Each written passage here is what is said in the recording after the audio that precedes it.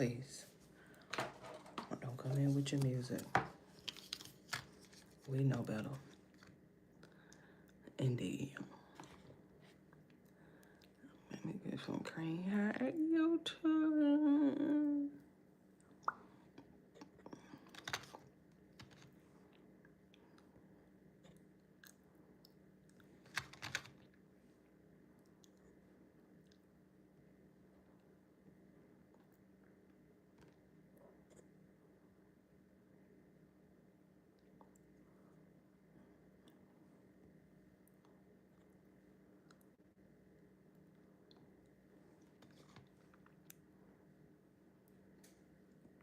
Get the background going.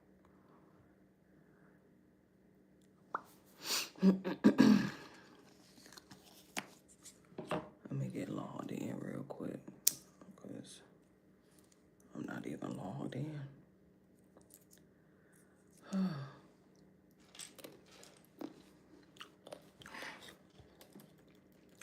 What a Tuesday.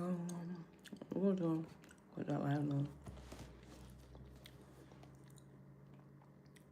Oh, it's Tuesday. She was doing a lot, but obviously not enough. I have to get these pistachios a break so I can concentrate. The word for the day is selfishness.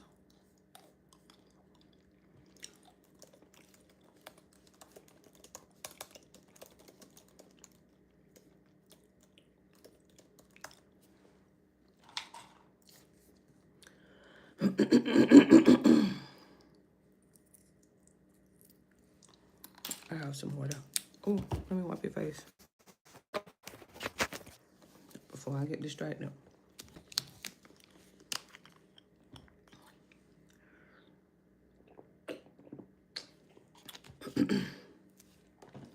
Let me. It's pistachios. I'm gonna just give them a break. Let me find my quote. Selfishness.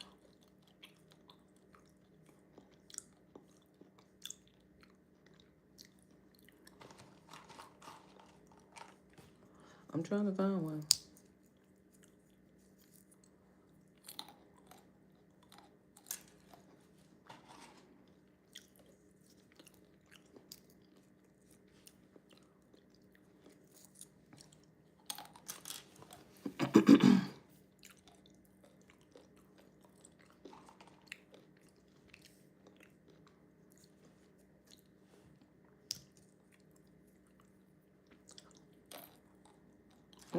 Uh-oh. To be successful, you have to be selfish, or else you never achieve. And once you get to your highest level, then you have to be unselfish. Stay reachable. Stay in touch. Don't isolate.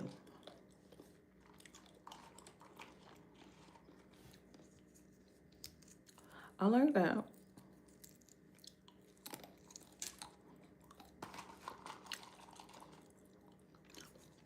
It's just not giving me selfishness. I want selfishness.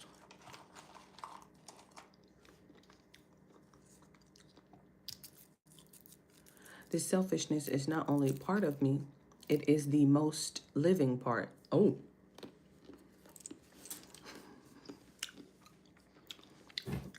F. Scott Fitzgerald.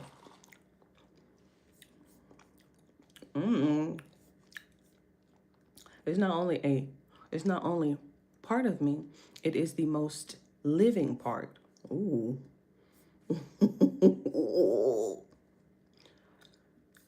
Okay. Talk to me. I'll stamp that one for the books. Let me get all in real quick.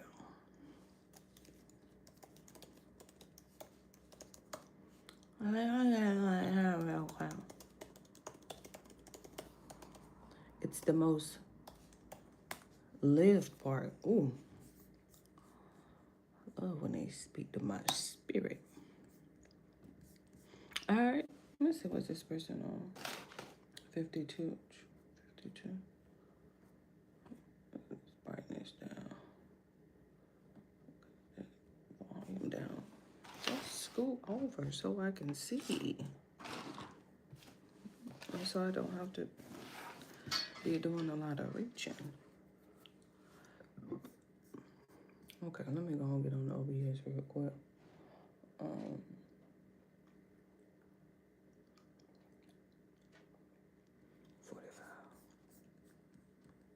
46.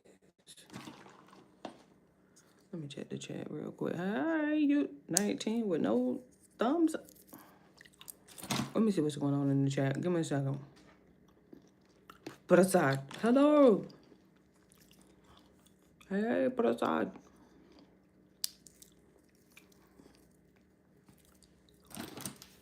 Buenos dias.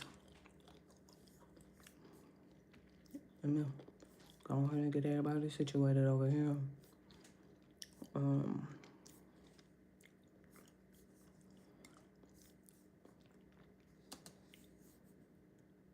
Somebody over there up and though.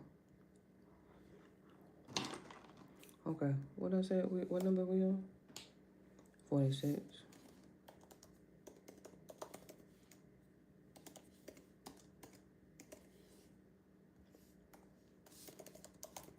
Tuesday, March 24, 2026. Current time now is 10:30.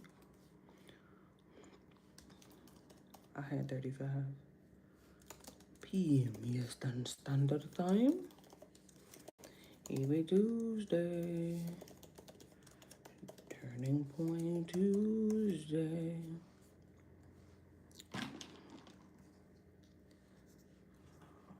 Bad habit. Did I get a quote? I did. I just got one. Okay, let me show. Selfishness. Yeah, Be it selfish. Only with my time. Only with my time. We're here. How are you two? Hola. Excuse me, first of all, come over here so I can see.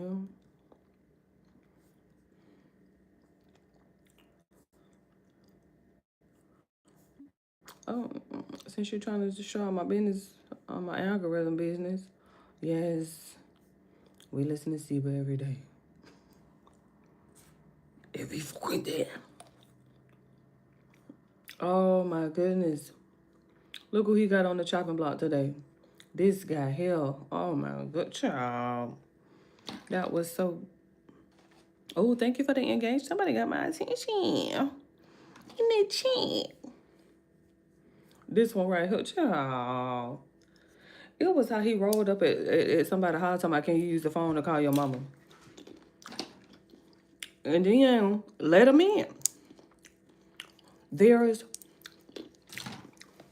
a community-wide alert. Hey, there's a man that have just ran his car into not just a group of people. What was the festivities? It wasn't 4th of July. It was some festivities that was going on. It was like a parade. This wasn't just a group of people. This was a parade. It's on the news. It's on social media. Excuse me. We got somebody at large.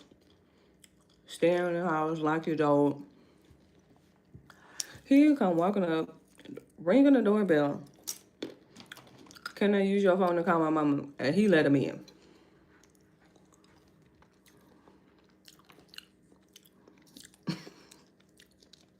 Then what happened?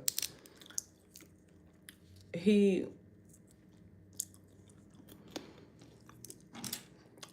I think didn't he represent himself? I can't deal with this one here. I cannot. Now that one, I cannot deal with him. Oh my goodness. I'm like, that wasn't just a group of people that he had ran his car into. He had, it was a parade. It was a whole parade. I was like, oh my goodness. That is terrifying. Absolutely terrifying. Hold on, because she's on mute, job. Fooling with, Tuesday. I'm Happy Tuesday. Oh, I like that shirt. Talk to me. Money Green. I had a shot of Baron Colt. Okay, Baron. Oh, I told you he was. Y'all seen him live last night. 19,000 in the chat. When I saw him, let me check out his stats. 633,243 views. $50 live. This morning, just like his podcast got me all fired up. Yeah. Because he went off. He had a little Baron crash out. Of course. And it Classic. added another detail to our investigation yesterday into the planes. Detail that I had missed somehow earlier that's rather explosive.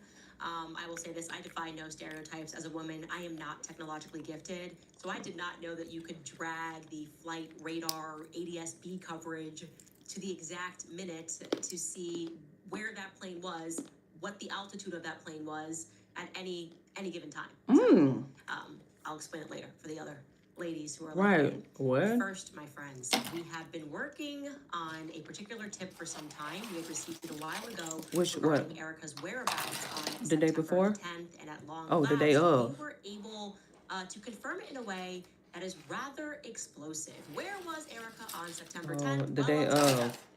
She was apparently in an unmarked building. Welcome back to Candace. Is it the one in Arizona that we had our Lord.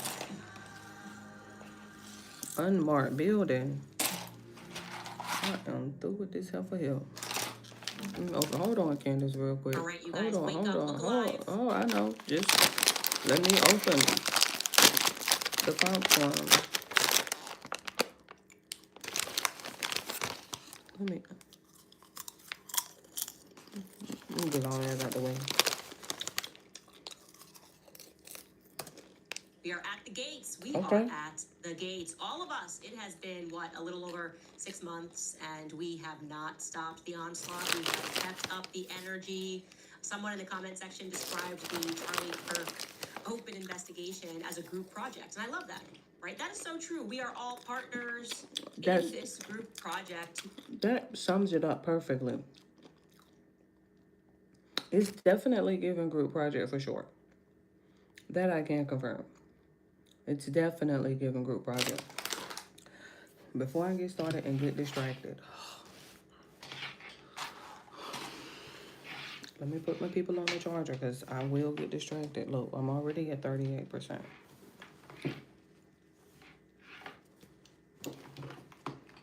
I'm already at 38%. 61%. 74%. Let me get you on the charger. Thank you for the thumbs up. I got crumbs on. Look, I got crumbs on. Let me just put me on the charger real quick. There we go. Thank you for the thumbs up. Yo. Okay. And then let me just keep this charger on the standby.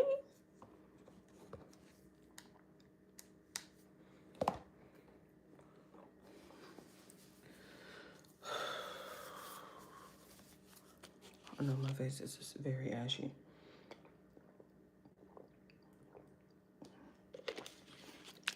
I was back there fighting Cole. You know, he got these little 2 teeth at the bottom that just came in. Maybe like last week they had just came through. Don't breastfeed people when they get teeth. Just begin the weaning process.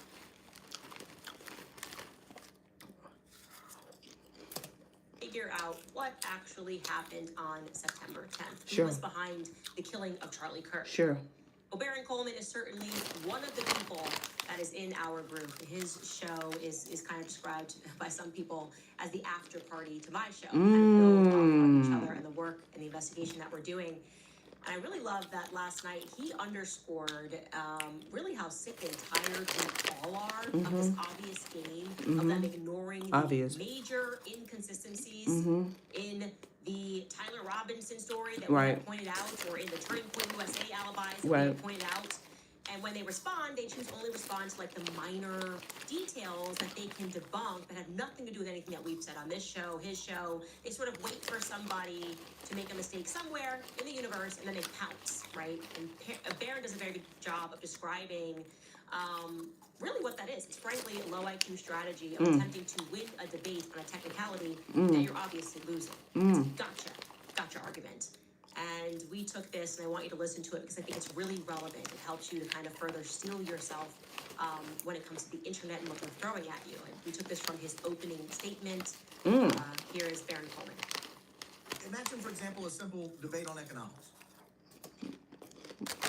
I gotta give me one, the mic. You know I'm gonna get one. Losing side might fixate on one outdated data point. They hammer it as proof of incompetence.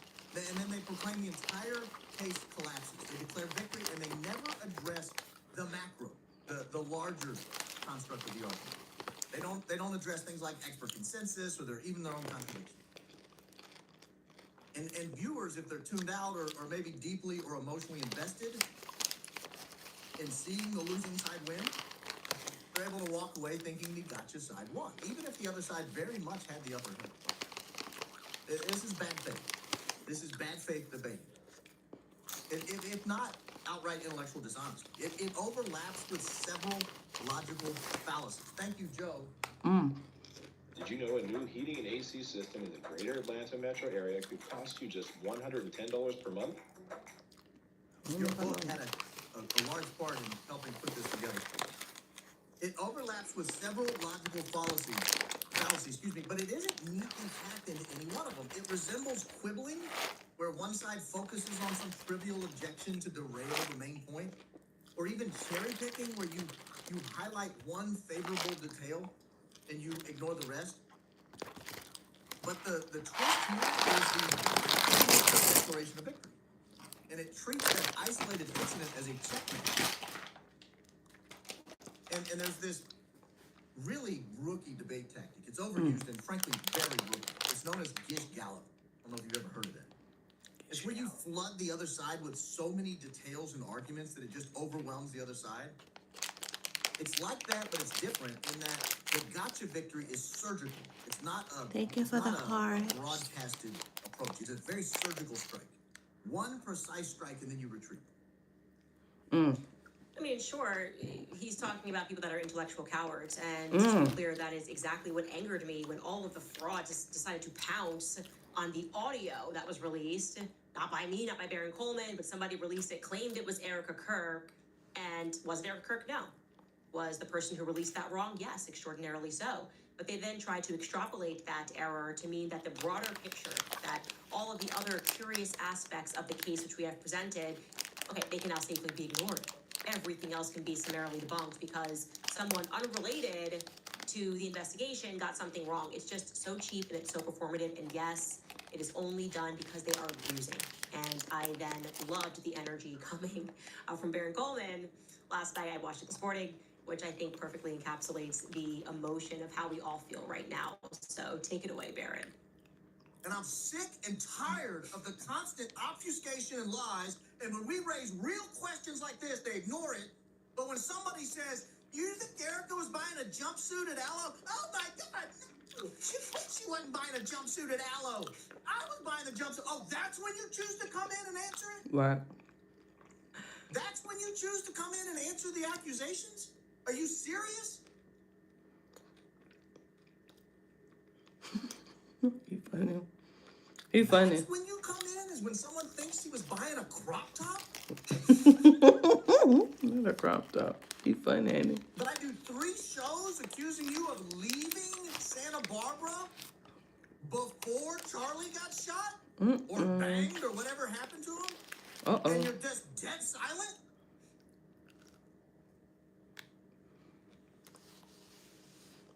In my opinion.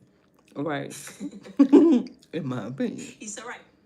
And so let's jump back into the substance. Forget the crop top, okay?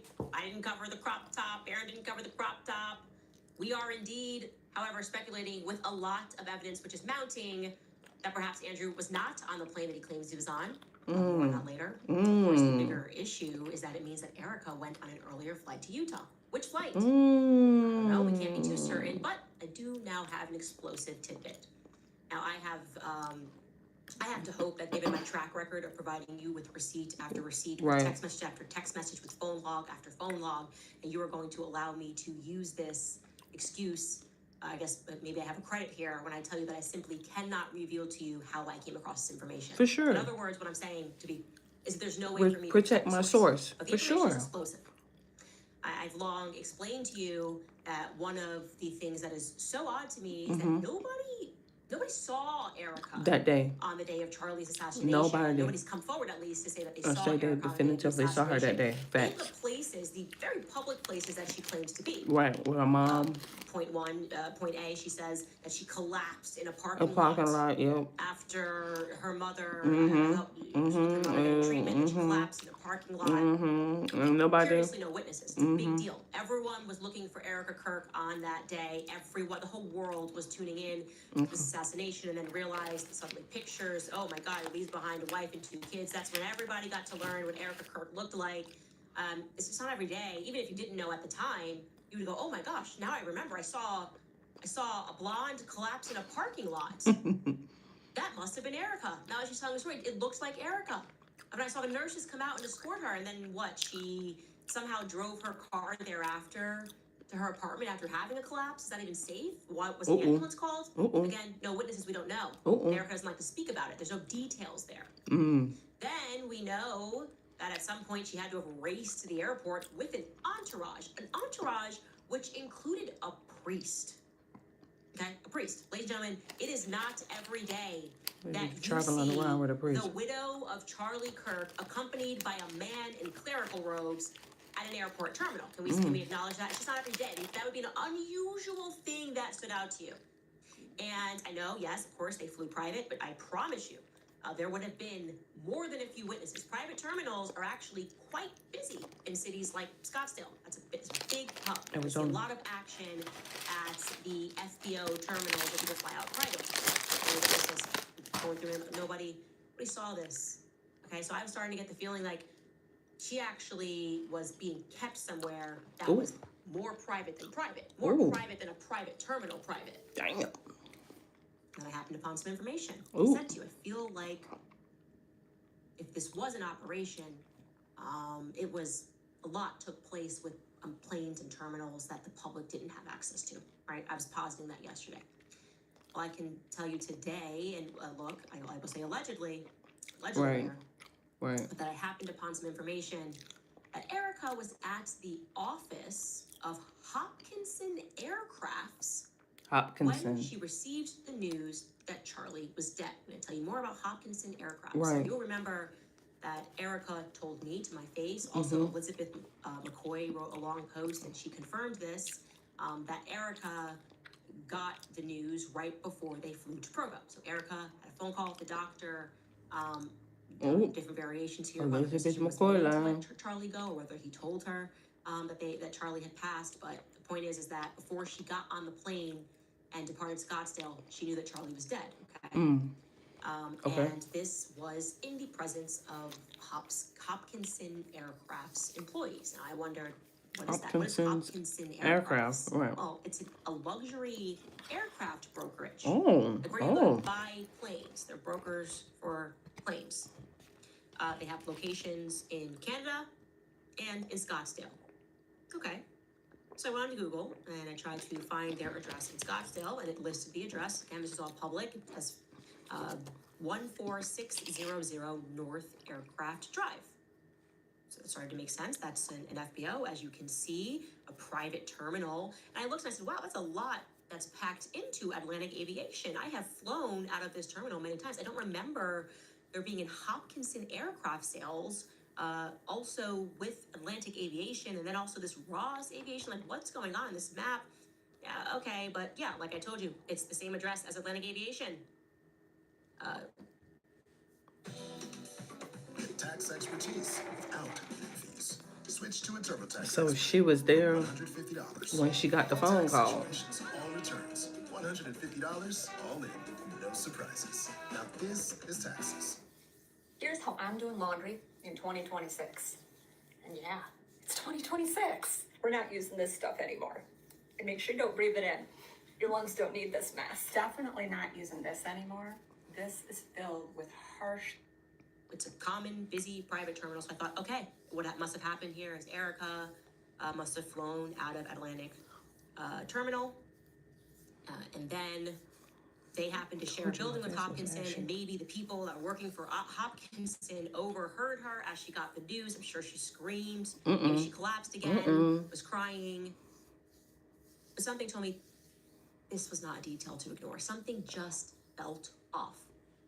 So I decided to look through their website, and I just thought to myself, just in general, it's 2026, why would you waste time having an office building in this tremendously expensive location? They're not making their own aircrafts. It's just a brokerage firm. You can do this on the phone, right?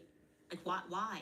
Why would you spend this money to be inside sharing this with Atlantic Aviation? It just seemed weird to me. So I then went to the team. I said, let's look at this. And similarly, they thought that it looked funny on the map, just looked weird. And at certain times, when I was trying to find Hopkinson aircraft, it almost appeared as though there was a building that was behind Atlantic FBO, but that was separate from Atlantic FBO. So finally, I had a genius idea. I said, why don't I just send someone anonymously to contact Hopkinson, to contact Atlantic, and see what the deal is, right? Is there really an office inside of Atlantic? And remarkably, we were able to determine that Hopkinson is indeed in a building that is separate from Atlantic, but Atlantic accepts all of their mail. And the reason that Atlantic does that is because Hopkinson does not actually have its own address. It's a building that stands alone and is separate from Atlantic FBO Terminal, where you would fly out if you were going private. And this is a brokerage firm, okay? This is aircraft brokerage. They sell planes, and they have no address. Their address, they use Atlantic address. Atlantic receives all of their packages, all of their mail, but their location is separate, and it's next door, and it's kind of hidden. That's why I was having trouble locating it. I'm going to show you that. This is the building that Erica was allegedly in when she found out from the doctor that Charlie was not going to make it. I'm going to show you that. So you have Atlantic there on the right. We're now coming inward. Yep, pointing that in the mouse. We're now coming inward. It's this rather obscure building right here. Okay. So what you was doing there? Why would Erica be in that building? What you? I'm like, what you doing there, ma'am? Oh goodness. Allegedly. Look, put your allegedly Why in would there, honey. Erica be in that Specific Walk me through building, that. right? You don't know your husband is about to be shot, even though. And then when you do she find did out, actually say when he got shot, I effing knew it. That was the sentence that came out of her mouth. But in a way, maybe she meant like, oh gosh, he was so scared. Like I knew something. I had a bad feeling that day. I knew it, right? why you was How did we there? get there? Like, What is Hopkinson? How do we get to Hopkinson Aircraft? Did somebody have a thought? Let's see if we can buy a plane. Why are we heading there? Why are we staging there in this obscure building With no address. Hopkinson Aircraft, which is not known to anybody, right? right? How'd she get there? What is Hopkinson Aircraft? Right. Why did it immediately feel shady to me? It felt to me like a CIA front, if I'm being honest. That's an opinion. It felt to me like it's not a real business. Right. It needs to present like it's a real business for some reason. But And I can show you their website here. Okay. Luxury aircraft sales. Premier aircraft sales, over 60 years, 3 generations of elevated expertise. The Hopkinson luxury aircraft. We can get started. I think somewhere if you click around, Skylar, we can find the family, the team, Ooh. the Hopkinson difference. Now, what is the difference actually? You do jet sales. Why are you in this building? Why are you in this unmarked building? You don't have to, no one needs to come to see you It had to be a to John see what jets are Hopkinson. available, because jets, of course, live wherever their owners live. So Andrew. it's not like you're buying a used car. Keith. You're walking out and there's going to be a fleet Christina. of used jets somewhere. Like it's not a junkyard Nicole. at the Scottsdale airport. Family business What for is sure. Erica doing in that building? I would like to know. Here we I'd go. like to know more about the Hopkinson family in general. Actually, maybe you know something. Maybe you know this family. And you go, well, here's what they do. They really are just the difference in luxury aircraft sales. It's a data point that I think really matters, because there's something about this that feels secretive to me. All of it. It feels like Erica was being protected that day, which leads us, by the way, to the Why question would you need the of Andrew protection? Colbert, right? Oh, We were surmising that Andrew Colbert actually flew on Charlie's plane. Again, why would they all go to Scottsdale would be a question in the background. Why would Andrew need to be on Charlie's plane? Why not just fly from Santa Barbara? Maybe, again, we are speculating here, because there was a pre-approved location where no one would see them, because you can't just wander into there, okay? No one knows it exists, that people knew to meet. They could get in and out and not be seen by anybody. Now, moving back to Andrew Colbert, like I said, we are positing that he at first flew to Scottsdale from Santa Barbara, and then he flew from Scottsdale on to Provo, Utah. 2 flights that day, right. and we believe that neither of those flights are the alleged much later 3:19 p.m. Mountain Standard Time flight that Erica told me that he was aboard. These viral Paleo Valley beef sticks are on sale right now for 30 beef sticks for $36.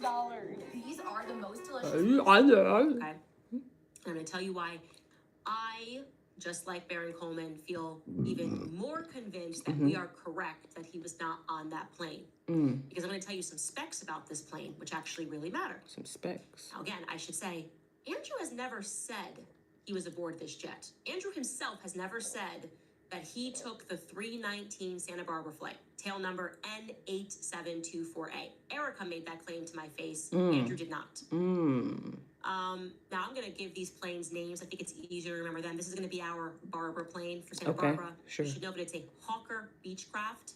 Somewhere we have a picture of a Hawker Beechcraft. This is simply not a plane that any person in business would describe as a massive jet, okay? Your knees will be touching in that plane. Okay. Andrew described the plane as a massive plane to me. Multiple times. He also said it publicly on the show. He had this massive plane to himself, okay? Here, again, that's the photo of it.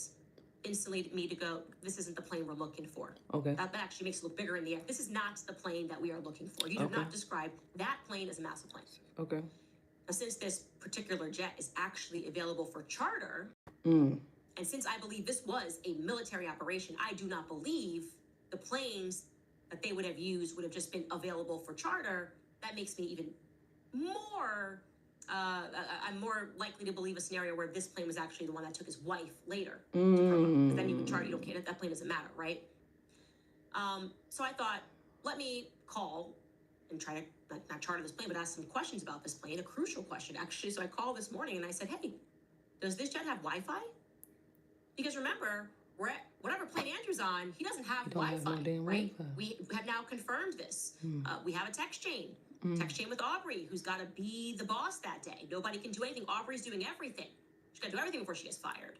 Justin jumps in on this text thread after Aubrey asks a very important question of whether or not she should confirm or deny that the email that was sent to the entire company saying that Charlie Kirk is dead.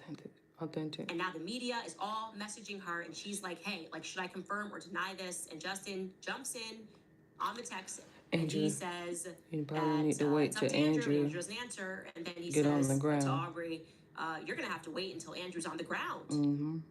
He says that at 4:18. The implication is obvious here. Andrew is on a plane that does not have Wi-Fi.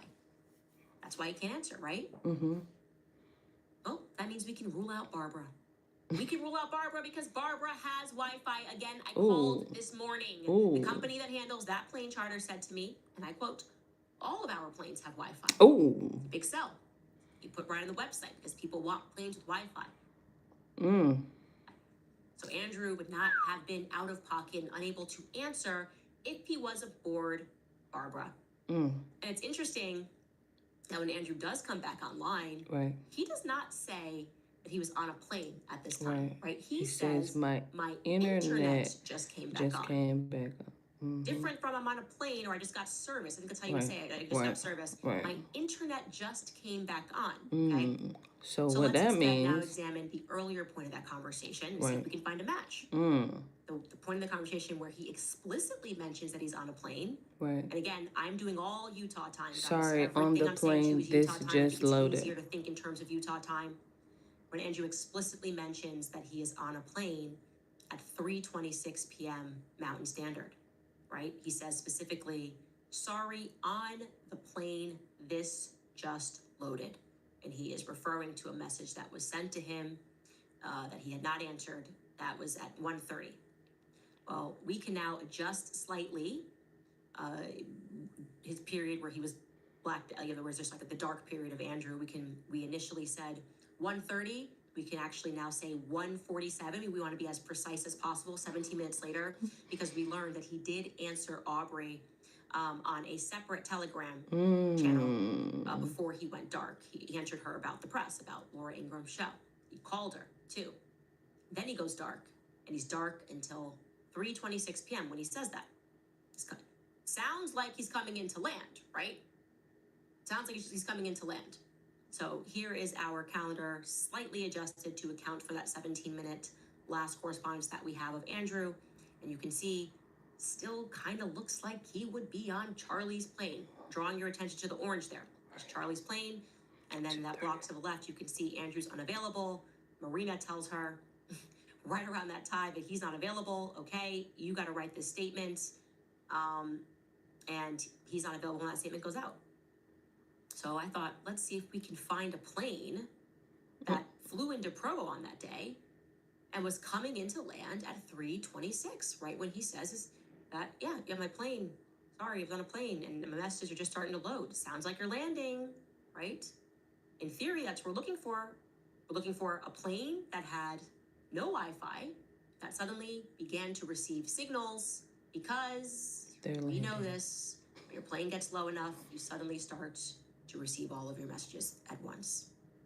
And you guys, you won't believe it, but Charlie's plane matches that exact description. Wow. At 3:26 p.m., Charlie's plane was coming in to land at Provo. And it tells us, you can go onto the ADSB Exchange website and you can see that plane got below 7,500 and it was just a couple of minutes from touching down in Scottsdale, precisely where I remember that Andrew was flying from. Big plane, that's G5, and we can bring it to the exact minute. Take a second, take a look here. You can see, and we'll bring this up closer on the left-hand side. This is what this website allows you to do. We are looking at 9:10. We are looking at that time frame, which is adjusted UTC, which in the summertime is -6. And we can see that plane gets below 7,500 feet. If you're in your 30s, this one's for you. Salon gels are so Why is he damaging and on regular nail Charlie's polish plane, chips after though? just a couple of Okay, so if we are relying on this text thread, it would appear that Andrew Colbert took 2 flights that day. And neither of those flights were equipped with Wi-Fi. And that's why he was out of pocket. And I believe, just like Baron Coleman believes, that Andrew at first took the plane out of Santa Barbara to Scottsdale. And that's that Y-Refi plane. And that plane, I can also confirm, kind of, a little bit, but at least the facts are that when that plane, the Y-Refi plane, was available for charter back in 2020, it was not being sold as having been equipped with Wi-Fi, right? Because you want to put all the features when you're chartering a plane. Here's what we got for you. Here's what we got. Well, look at this Wi-Fi listing for the alleged Y-Refi plane that we think that Andrew took from Santa Barbara to Scottsdale. You can see on that left-hand side, they're like, hey, you've got a private belted lavatory. We can open that belt and you can go to the bathroom. You've got cabin power outlets you can charge. Here's the cabin height, 5'7". Ooh, satellite Larger phone. freshman center. And then it says satellite phone. Damn. Satellite phone. It's not marketing Wi-Fi. Damn. So that's the best we can do. Likely that first plane did not have Wi-Fi either. Right. Second plane, of course, would be Charlie's plane. Did that plane have Wi-Fi? The simple answer is I don't know. I don't know. Somebody might know. Somebody may have flown with Charlie on that plane. If so, please email us. It was G5. It definitely has Wi-Fi capabilities, therefore, but I don't know, nor do I believe that Charlie would have ever used that. Because, in case you don't know this, it is exceedingly expensive to run Wi-Fi on your own plane. Expensive as in, I literally know 2 billionaires who outright own their planes that are Wi-Fi capable, and they do not use it because the costs are astronomical, and they say it's a scam, okay? It is an outright ripoff. If you own the jet, and I can state that I highly, highly, highly doubt that Charlie Kirk would have been running the Wi-Fi on the jet. It costs, just so you understand, $300,000 just to install Wi-Fi aboard a jet. And then you're looking at an approximate $30,000 to $50,000 a month to run it. Damn. We don't know. We cannot state that definitively. Oh. $300,000 just to install it. It's crazy. $30,000 to $50,000. Ooh.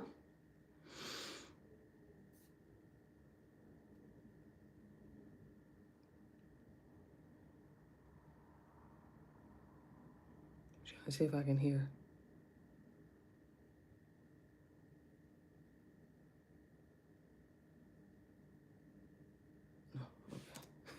What we can state definitively is that Andrew and Erica could just respond. Ooh. Not to the crop top. Ooh. But Andrew could assert on the show that I was definitively on the Barbara plane. Right. Barbara plane with Wi-Fi. I just didn't want to text. Ooh. I just wanted Aubrey to do all the work.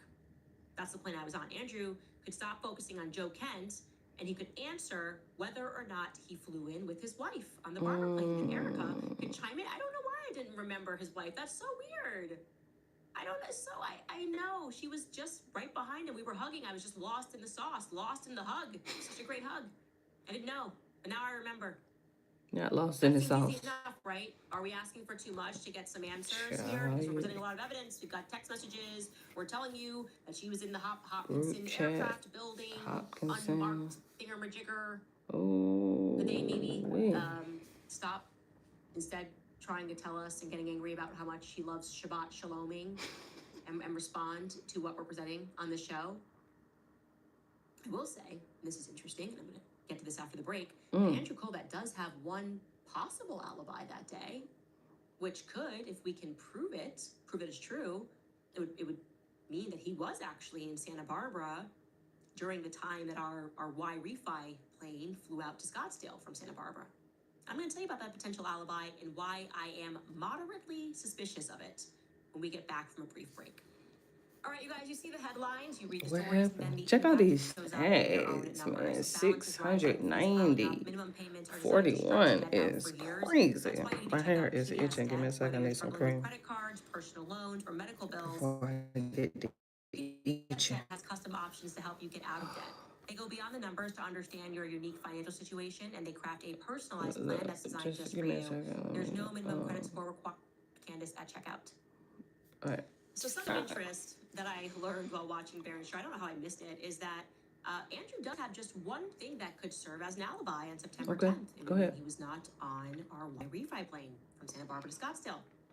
A strong alibi it would be if it was true. It would make it, like I said, impossible. And that's the fact that Andrew hosted the first hour of the Charlie Kirk live show on September 10th, all right? Here is a clip of him explaining that to a New York Times reporter named Ross Duthaw.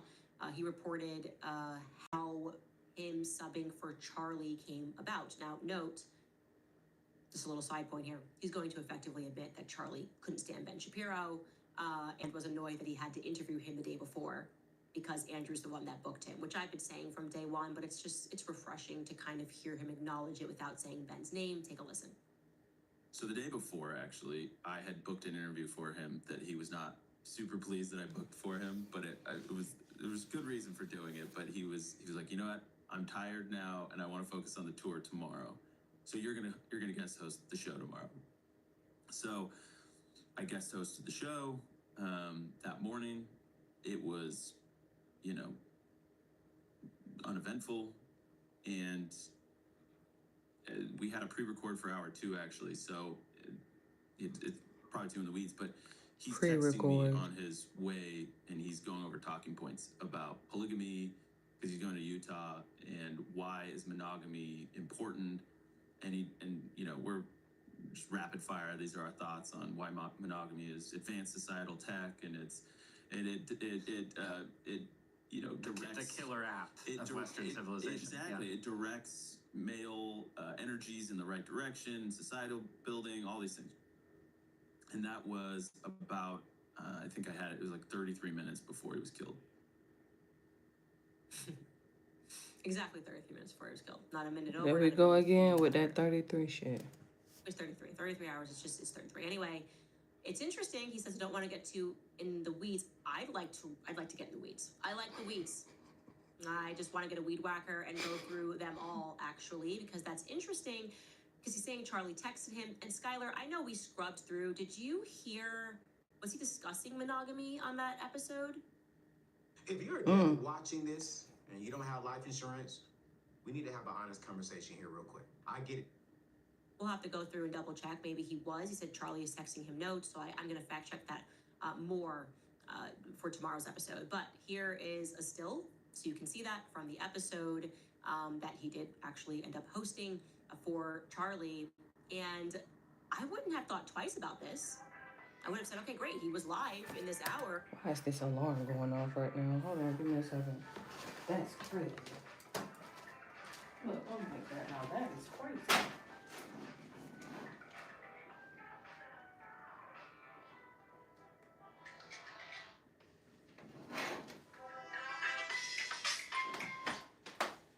Look, I'm like, no, I doggone well ain't no alarm set for no 11. Hold on, now that I think about it, let me cut that alarm on. Not for the fact Pre-recorded. that we now know that Andrew Colvett is in the business of faking live shows in order to give himself an alibi. We learned this when I broke the story. See, when he was at the White House. Visited the White House the day before the Epstein files were released, but he pretended Kash he was Patel. in Arizona live on the Charlie Kirk show. And Kash interviewing Patel. Kash Patel. Kash Patel's all like, oh, I never do a live show. He's calling in live.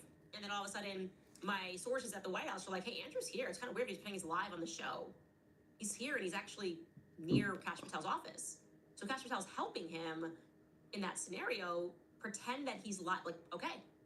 So I'm not saying that that's proof that he faked the live on September 10th. What I'm saying is I would like to confirm that he didn't. That's fair. This is an investigation. I'd like to confirm that he didn't, and that was indeed a live show. Some other interesting things. So on this particular episode, he interviews Nick Shirley. Nick Shirley is an independent journalist.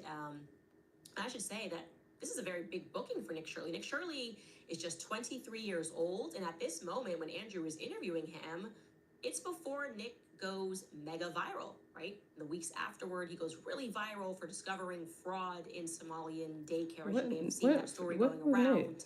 And people were outraged about all of this fraud. So why exactly did Andrew book him and interview him? Well, Andrew is going to tell us why in the lead up to their interview. Take a listen.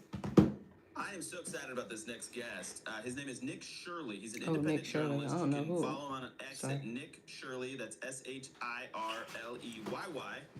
Maybe we can help him get rid of that second Y. And then on YouTube at Nick Shirley as well. Nick, I saw your footage and I was blown away. And so just really quick, before we get into the footage, introduce yourself to the audience and what it is you do. Yeah, my name's Nick Shirley. I'm an independent YouTube journalist, and I go all across the world, not just the United States, but all across the world, showing the realities of things as they really are, whether it had been the migrant crisis or the fentanyl crisis or asking people who they're voting for. I go to all the locations, or just doing ride-alongs with gangsters in Chicago as well. Yeah. Okay, so this I saw it and I was like, this is like, it was some of the most incredible footage. Oh. Okay, so he's blown away by what Nick does, like, okay, and Nick has definitely accomplished some amazing things as a 23-year-old. He also claims that within 48 hours, he managed, among many other accomplishments, he infiltrated Rio, Brazil's most dangerous gang. I'm not kidding, he did this in just 48 hours. I'll let you listen to Nick explain it. Take a listen. Through the course of 2 days, I was able to get access to one of Rio's largest gangs, Comando Vermelho, and befriend a few of their soldiers who are so dangerous they cannot even leave the favela. Lots of strange things happened to find myself on top of Brazil's largest favela in a destroyed house, interviewing gang members of one of the largest gangs in Brazil. Okay, I'm just gonna say I don't believe that at all. I'm sorry. I just, it's so stupid. I'm not even gonna tell you why I don't believe it. It's like if you don't know that that's stupid, that he infiltrated the gang in 48 hours. Like, it's just, that's so dumb. I'm so tired of dumb. That's not how that works, okay? You don't just go up to gangs on the street as a nice-looking white boy with a camera and say, hey, I just wanted to sort of, like, see what you're doing here. What's going on? Okay, let's just stop. That's stupid. Of course, that's dumb. I'm sorry, Nick. I know you're young. I hope, you know, whoever is your contact that has you infiltrating Antifa and infiltrating El Salvador at the age of 23 years old. It just feels like Sean Penn young to me. Like, oh, Sean Penn's always there with the cartels, never gets hurt, always is a part of a movie. I don't like stupid.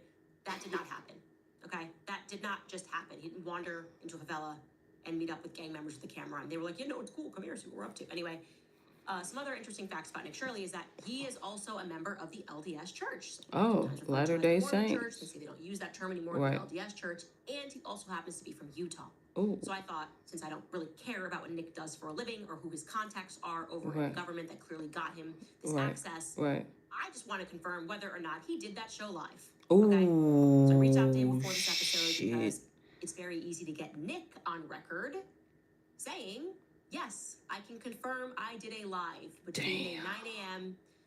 And 10 a.m. Pacific hour on Sunday. That's crazy. She gonna reach out to Nick. Or 10th, that would be a solid confirmation that I could get Right. in writing from Nick Shirley. So I'm Right. pursuing that. I have not yet heard back from him. I sent it this morning, so it might take him some time to see my message on X. I think that is something we should be able to easily confirm, right? This is not your typical running shoe. The Adapt Runner is built for people who are on their feet all day and want to feel good doing it. The zero drops. Right? That seems pretty fair. If you have any information regarding this, please email us at moretips@CandaceOwens.com. Anyway, I want to make sure that I also show you this updated list of all of the planes that we have been speaking about so that you can take a picture and examine them yourself. I like lists. I like things that are tidy. So these are the planes, and I'm kind of giving them names now. We've got that Y-Refi plane. That's what Erica said. She said that it was Y-Refi CEO. It could be Erica Kirk and Tyler Boyer. I will say this. I do believe Erica Kirk flew with Tyler Boyer. And another person told us Tyler Boyer was in earlier that day and had taken a meeting in Utah, but I have not been able to confirm that with a first-person account. But I find that interesting, and I do know Erica Kirk and Tyler were together. The second plane, actually, I guess I haven't named this. This is a very interesting plane. We actually should talk about this N40JD plane that gets into Utah. Again, all of this is adjusted for mountain time, okay? So we're in Utah time.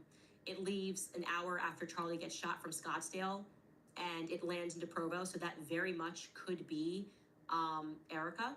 And why I like this as an option also for maybe Erica on this plane is that it's owned by a person named Jason Knupp, and it appears that that is the chief commander of the Naval Surface Force in Atlanta. So that's an interesting jet there that's owned by Jason Knupp. And yeah, I just want to put that out there. We don't know who the passengers are on that plane. I did not get names for that. We have obviously Charlie's plane. We have the alleged passengers. I don't buy that. I think it is way more likely that the messages reveal. We have enough evidence to at least suggest that Andrew Colvett flew on that plane alone, actually. And then that would mean that Erica landed, by the way, almost at the exact, if she's on, go back up, if she's on the Navy plane, that lands at 2:29. This one lands, that would still be an hour wait. But if she's on that first plane, go back up, if she's on the Y-Refi plane,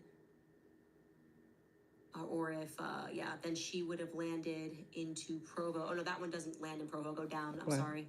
We'll get to that fourth plane. This is our Santa Barbara plane. This one is going to land into Provo at 4:36 p.m. Way too late. Andrew didn't scramble to get a jet for 3 hours. I don't buy that. It's common sense.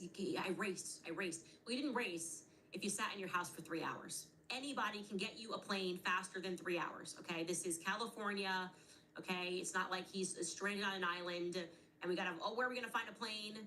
This is an extremely resourceful company. They have their own jets. Andrew did not wait for 3 hours, and then Erica then waited an additional hour for him to land. None of that makes sense on its face. I'm giving my opinion here on the basis of all of the evidence that we have now looked at. Sure. That is a highly unlikely scenario that he was on Barbara. Okay. His wife could have been on Barbara. Mm. And then what he said to me, of course, I want you to meet up, whatever. Then she comes in later. I should note, my goodness. Something just came to me live. Look. And I am more convinced that I am correct.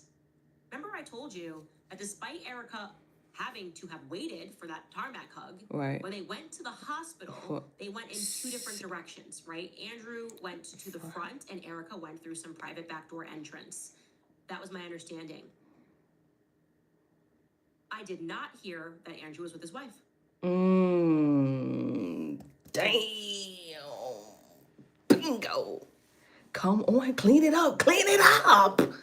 Be sweet, mop. Come on. Exactly. That's what I'm saying. Come on. She had to have shown up later. Bingo. What would have been Barbara. Erica went to the back and Andrew was with his wife. I don't remember hearing that. I will double check that. But I remember hearing that Andrew just went into a separate entrance, which was weird. Why would you wait for an hour and then go through the front? Bingo. Like he was either so important that you needed him by your side that you waited for him. Right, but then... And therefore you're both going to go through the back. Or you didn't wait for him and you went through the back because your wife and your husband was just assassinated. And you want to get there at your earliest possible convenience. Like, nothing they are saying makes any sense. Nothing they are saying makes any sense. Moving on, the Israel Firsters are still guns blazing for Joe Kent. They are peak psycho right now. I do want to show you, actually, and I'm going to skip the Trump clip, guys, because I just don't even care about Trump right now. He's so disgusting. Him trying to mock and be funny about Joe Kent's wife, who sacrificed her life for this country, being snotty, I guess, by saying, oh, he married pretty quickly. He married 5 years later. He remarried 5 years later. He had 2 young children. Anyway, but Blake Neff is trying to make hate happen toward Joe Kent. He wants to make that fetch towards Joe Kent because they're angry that we are crushing them with the truth. And how he's going to try to do this, in this clip that I'm going to show you from today, is with the worst acting ever. I am talking, the Academy Award does not go to Blake Neff. Okay? Background, Joe Kent was interviewed by Michael Schellenberger. Is that the right person? I hope I got that right. And basically, the interviewer asks him, like, hey, you're making statements that they did not thoroughly investigate this. There were leads that you wanted to pursue. And he asks him, do you recognize if by making those statements that could potentially result in you being called to testify by, Tyler Robinson's defense team? They might call you and prod the narrative because they would say they didn't even investigate and pursue other leads. And of course, Joe Kent says, that wasn't my goal. Just to tell the truth. But the truth holds everywhere. Yeah, I understand that could happen. He's saying the feds did not thoroughly investigate other leads because it's abundantly obvious and it's true. And so they called you to testify. If they called me to testify in defense, okay. Right. Hey, Candace, did you hear that Erica? Yes, I did hear that. Hey, Candace, did you hear? Yes, I did hear that. The truth doesn't play offense or defense. It's just the truth. The truth. Facts. Look how she's bouncing in that chair. Worst actors ever are about to try to sell to you with their absolute best emotion that, no, oh my God, if you were called to testify and tell the truth for the defense, you would betray Charlie. The truth would betray Charlie. Let's see if you can be convinced by their raw emotion in this clip. Blake is just unleashed. He lets his hair, he doesn't have a lot of hair, down in this clip. Take a listen. Let's refresh people. There is a murder weapon that was found near the site of the shooting. It was owned by Tyler Robinson's family. Given to him It by his is grandpa. of the caliber. It was used to all shoot right. children. It has his DNA all over it. All over the casings. They release a Snap your W-2 and 40 I'm returns. so over them. File now. I'm so too. Ooh, I'm so over them too. My daughter just accused me of getting Botox. My girlfriends think I've had a skin tightening treatment. The truth? No injections, no Ooh. filters, just real living. Goodness. A photo of the shooter. They are Look, not able they do to not find have no fault. Otherwise, Tyler Robinson's parents see that photo and think, that looks like Tyler. They begin asking him things like, where is your, I believe it was his grandfather's gun. Mm-hmm. They start asking him this. Tyler Robinson starts talking like he might kill himself. They get a friend of the family to sit down with him. He admits that it's him. They get him to drive up to Orem and turn himself in. His parents helped him turn him in. And when you run into people who say that didn't happen or that's fabricated. There's digital confessions. There's digital confessions, but also his parents are out there. They have never stepped forward and said this is a lie.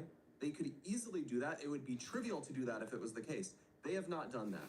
I think His it's a parents gag going turned on it, him ain't in. it? That is the most obvious piece of evidence in the Ooh, world I that got nothing both. can This is argue Rare around. King Joe. And some people are so obsessed There it is, with no. these same conspiracies that they concoct for every other thing that ever happens. And so they have to shove it into this one too, because they care more about their conspiracy theories than about the person who murdered my friend facing justice. I am fed up with it. Here's why it's so frustrating is because there is going to be even more evidence that is presented to the public in May at the evidentiary hearing, okay? And it's a mountain of evidence, some of which has been made public, some of which has not been made public yet. And the prosecution is going to lay out its case against Tyler Robinson. And I'm told it's a whopper. I'm told they've got this guy dead to rights. And meanwhile, you have government officials that are now saying on the record to journalists they are willing to testify on behalf of the defense to get, ostensibly, to get Tyler Robinson off the hook for something that he did. And so the level of betrayal that I currently feel is dramatic. Oh, Dramatic. Not dramatic.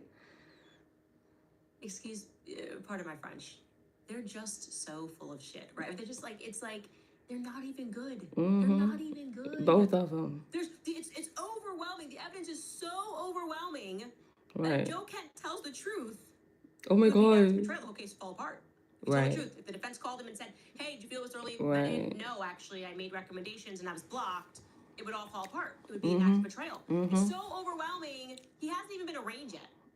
He hasn't even See pled what I mean? guilty. They keep telling us he confessed, but they lost the tape of when Uh-oh. he turned himself in. Don't forget that. They're talking about that gun. The gun has his prints on it. Right. The part they're not telling you is that they cannot prove that weapon was fired. Exactly. They can't prove it was fired. Exactly. The bomb dogs could not find the weapon. Right. Okay, the bomb dogs are knows themselves. They are a weapon. Right. Okay. They can't explain the magical bullet. What happened here? Can you connect the weapon to the non-existent bullet? But it has his prints on it. He touched this gun that the feds then pointed to where the bomb dogs failed and put some rookie cops and said, "Look over there. We didn't just drop that there." Oh, and sure, Tyler Robinson obviously must be he's clearly confessed to everything. That's why he's currently fighting and trying to get some of the prosecutors. He failed, but tried to get one of the prosecutors dropped. Has confessed Right. his guilt. This brilliant guy. who Something wrote the about novel. one of the prosecutor's daughters was there. He was there in at UVU.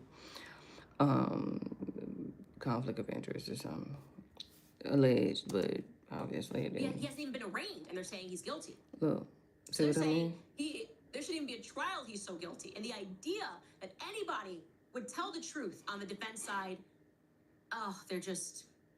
they're overwhelmed because the evidence is so overwhelming. It gets bigger every time they talk. By the way, now it's a mountain of evidence. It's a mountain, so undeniable that if Joe Kent simply told the truth and said, "Yeah, I would have liked to investigate some other leads, and I was blocked from doing that," it would all fall apart, as mountains do.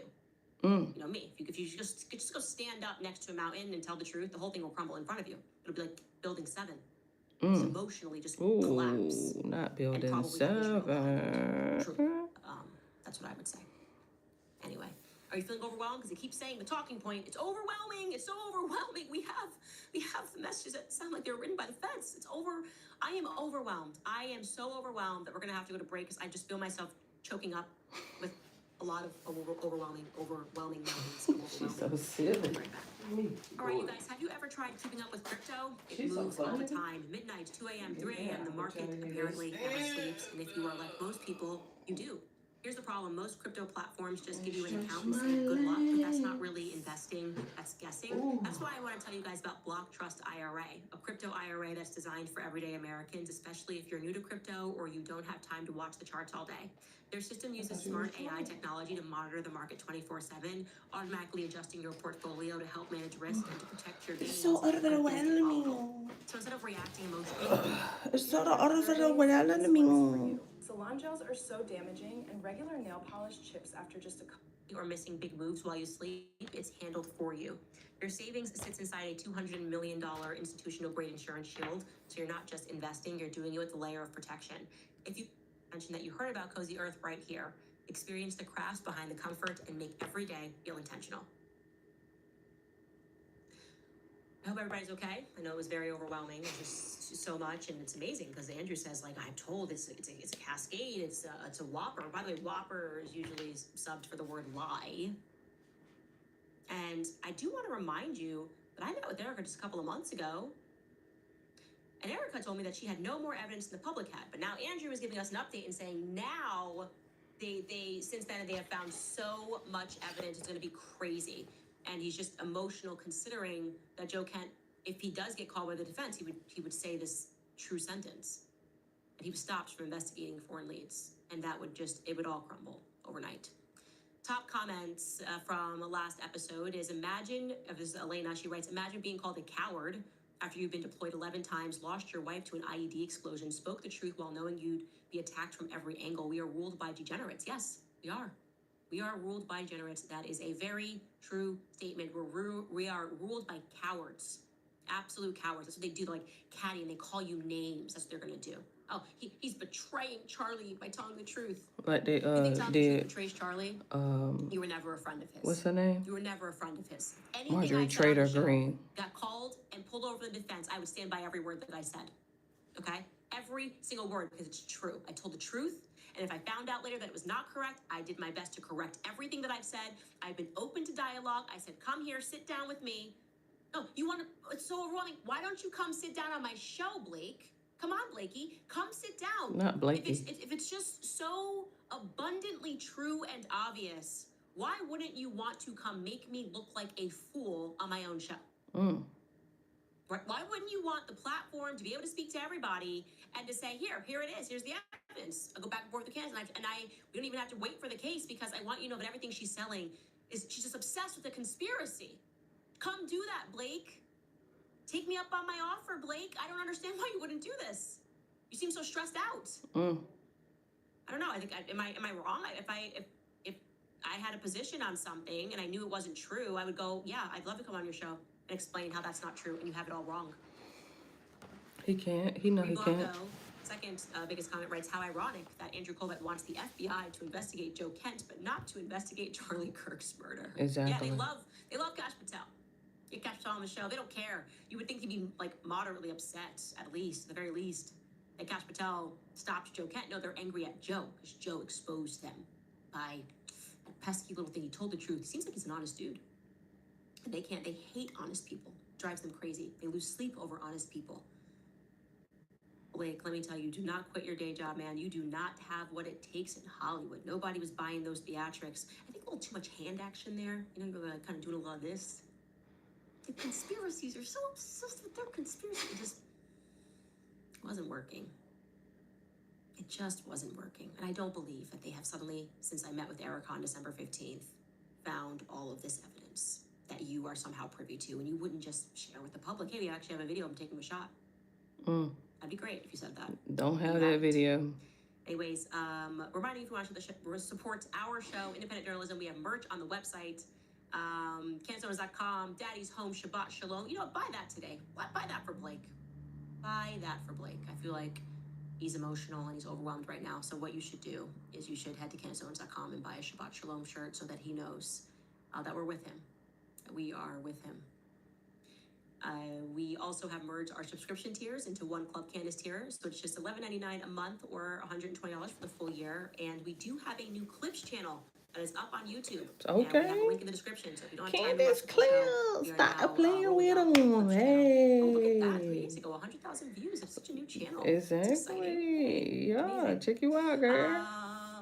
All right, guys, what comments do you have for me before I go? I'm really hungry today, so I'm gonna read as many comments as I can. Oh, okay, here we go. 7 Sheets writes, why is TVUSA rushing to convict an obvious patsy mere participant rather than trying to answer the questions that Candace is bravely trying to investigate? That alone is extremely suspicious. Yeah, I don't know. Like, and that goes back to, and you should watch his entire statement. Eric has these, like, monologue statements that are really great on his show.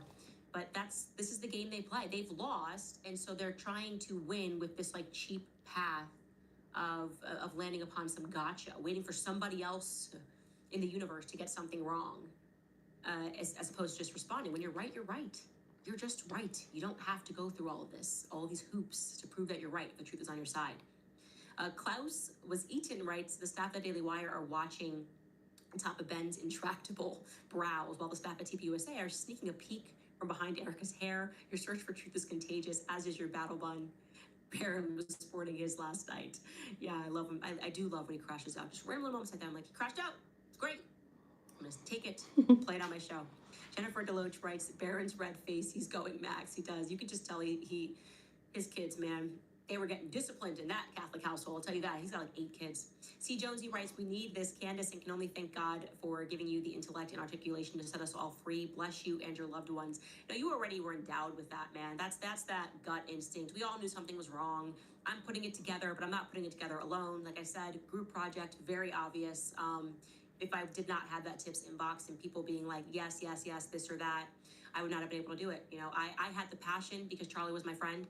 Right. And I couldn't believe what I was seeing. I couldn't believe, you're just hearing Andrew, he was very upset about the interview. They were just gonna let Ben take over Turning Point or something. Erica just let him open. Worst kept secret in the history of the world is that Charlie Kirk couldn't stand Ben. Very few people can. And they just were letting it happen. And so I was just sitting back just going, I can't believe this and I can't imagine this for anyone's life. To be so instantly betrayed by the people who would not exist in their careers would not exist without you. It's so ugly, and the only thing that can motivate people to do that is money. The only thing that can motivate people to do that is a lot of money, and that's what I believe that a lot of these people are motivated by. That's what they're doing. They prove that. Somebody came with a check. Okay, I don't care if he hated you. You can speak. That's fine. BC writes, Miss Candace, please interview the great Catholic non-interventionist Pat Buchanan. Dave Smith tells me often I should interview him. He coined the phrase Israel's Amen Corner in the early 90s. Yeah, I should get him. Actually, Dave Smith gave me a book of his, but I haven't read it yet because it's a big one. It's a big one. Anna writes, I remember days after Charlie was killed, one of the TPUSA guys, I did not know them, Neff or Andrew Colvett, said that a large donor called Erica right after Charlie Kirk was shot and asked if she knew everything about Turning Point USA. And she said yes, and he decided that she would replace him. Who was this donor? I don't know. My guess would be off the bat Doug DeGroot. He's on the board, and I think he's a donor. That would be my best guess, but I don't know. I'd have to go back and find that episode. And she knows everything. That was what she was, in the immediate hours and days after. The things that she did, man. I wish I could go back to being ignorant. I wish I could go back to when I didn't want to assume.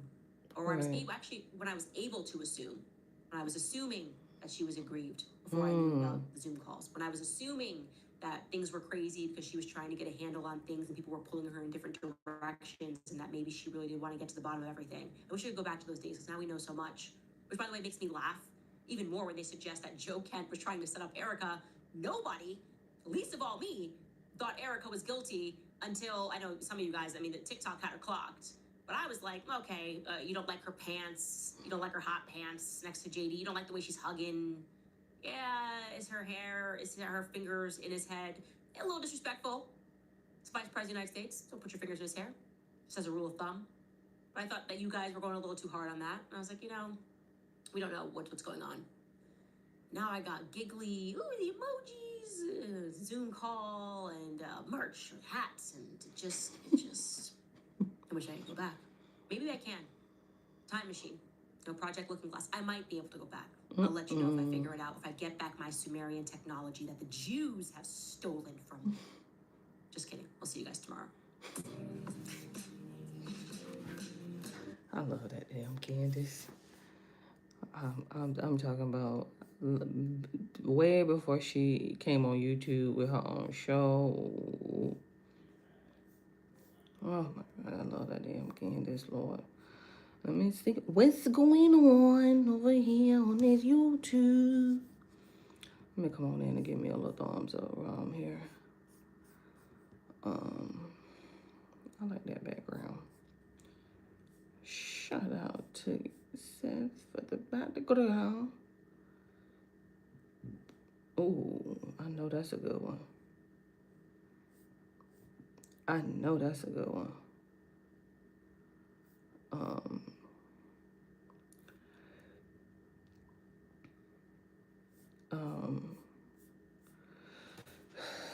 Tommy G. God damn it. Oh, shit. And when did this drop? 197,192. 6 hours ago.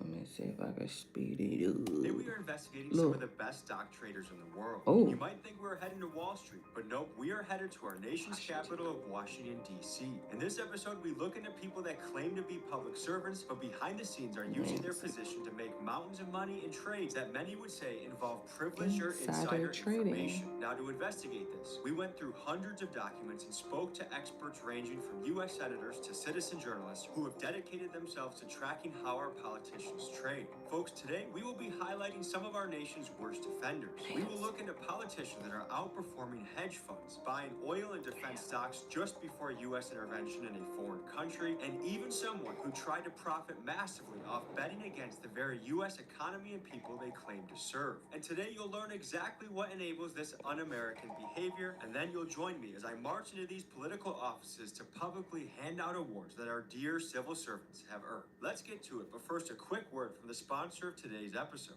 Before we start investigating our fake... I'm gonna go ahead and get me a stretch break before we get started on another video. Oh my goodness. Let's see. 90. Oh goodness. 96%. That's what you got over here, man. 72. Okay, just making sure everybody getting them a little charge. A little charge.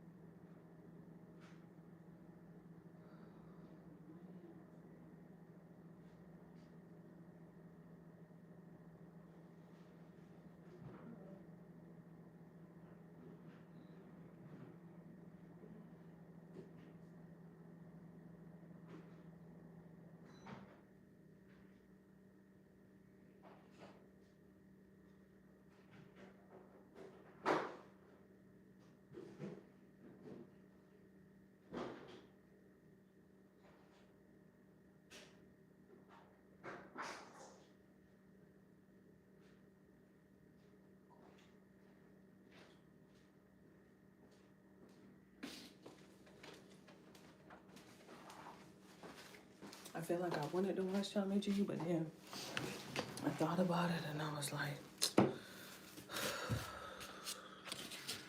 me just let it go. Public servants in action. First, let me tell you about the sponsor. Real quick.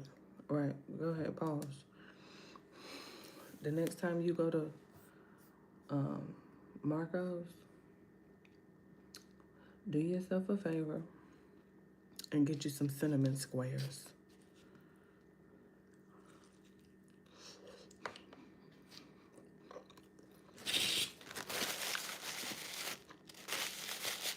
Just do yourself a favor and get you some cinnamon square.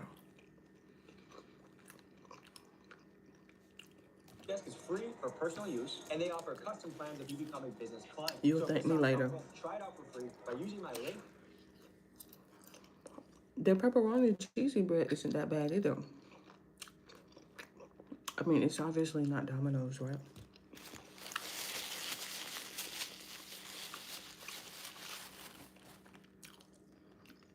I don't want to say that because,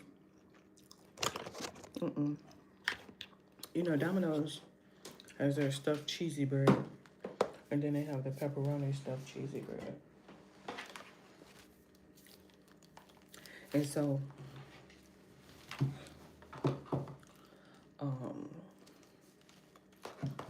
I don't know why they don't have the bread bowls no more at Domino's. Them bread bowls, you know, they cut it. I mean, they got like the tots.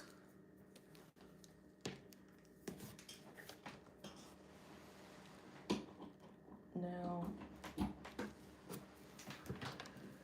chicken in, chicken bone in, bone out, lava cakes, cookie brownies. I'm talking about, she got a menu now for sure. You gotta make two transactions.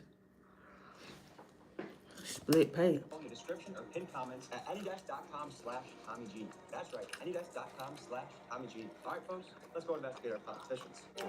Move fast. Get rewarded faster with funded Next Futures Rapid. No consistency rules. No daily loss limits.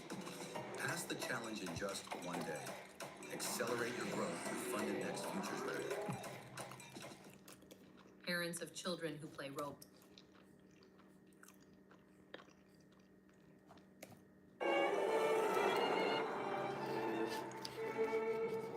But, you know, her sausage on that thin crust.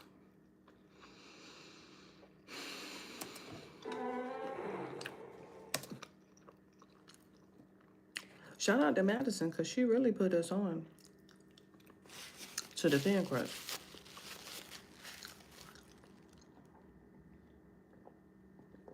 And then Seth started liking it. And then I started liking it. But specifically at Marco's with their sausage. Cause, you know, her sausage hit different. We are here in what you could call the greatest hedge fund in the country. Now, are we in New York? No, we're actually in the Senator building right now. We're here to tell them how much we appreciate their trading and their public service to the country. You know, Tommy got his angle. Seemingly insider trading going on in these halls and around Washington, D.C. What is your take on that? Members of Congress shouldn't trade stocks. I don't trade stocks. If you believe that members of Congress should be banned from trading stocks, then stop trading stocks. We don't need a law to tell us what to do, what is morally correct. I'll vote to ban members of Congress, but there's no way in hell that they're going to take away their own power. I mean, if you think that Nancy Pelosi shouldn't be trading stocks, then she shouldn't be trading stocks. Whatever happened to leading by example in this country? Nancy Mays. Welcome to my very well decorated office. Are you much of a decorator or you just paint? What is your position on introducing a stock trading ban for politicians? I'm on all those bills. There should be absolutely no individual stock trading. Think about it this way. If you were actually on Wall Street and you actually had inside information and you told somebody else, that actually would be illegal. So that's inside trading, right? I saw actually a really powerful reason from one of your colleagues why they should be doing stock trading. Rick Scott, a public servant who's only worth about $500 million, said he doesn't want to be poor. How many of you don't want to make money? Anybody want to be poor? I don't. I thought, you know what, this man's got a point. But happens with some of my colleagues. They just want to continue to be richer and But richer. let's just take a look real quick. This is a slice of Marco's sausage, square cut. Look how many pieces.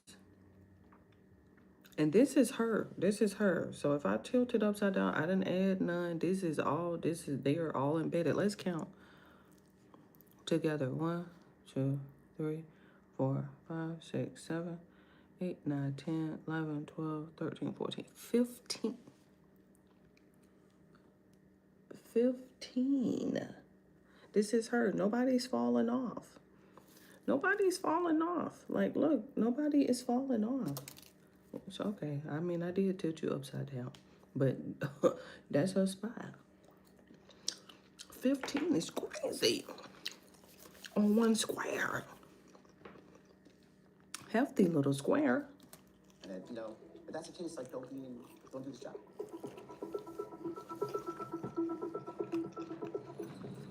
I don't know about you guys, but I work 40, 50, 60 plus hours a week. I would hope that these senators and representatives doing the work of their country are putting in just as much as that. So it makes you wonder, how could you possibly put in full-time hours and you still have time to do multi-million-dollar stock trades? But how much more obvious do they want to make it that they're cheating and using inside knowledge? When are our politicians going to listen to what we, the people that put them in office, actually want? Not when it comes to that. There's many people where Not when it comes to that stock trading. It's not gonna happen. Hundreds of millions of dollars, and that keeps going up while they're here. It seems blatant to the American people, to the common man watching this. It seems like they're just doing it in our face, and no, They are actually technically not illegal. It should be, and that's why myself and John Ossoff, we're trying to ban those kinds of stuff. Oh, I didn't know John was trying to do that. Senator Kelly here is one of the key players trying to end the stock trading corruption with his banned Congressional Stock Trading Act. His goal I wonder, is that why Nancy Pelosi calling it quits? Put in her resignation too?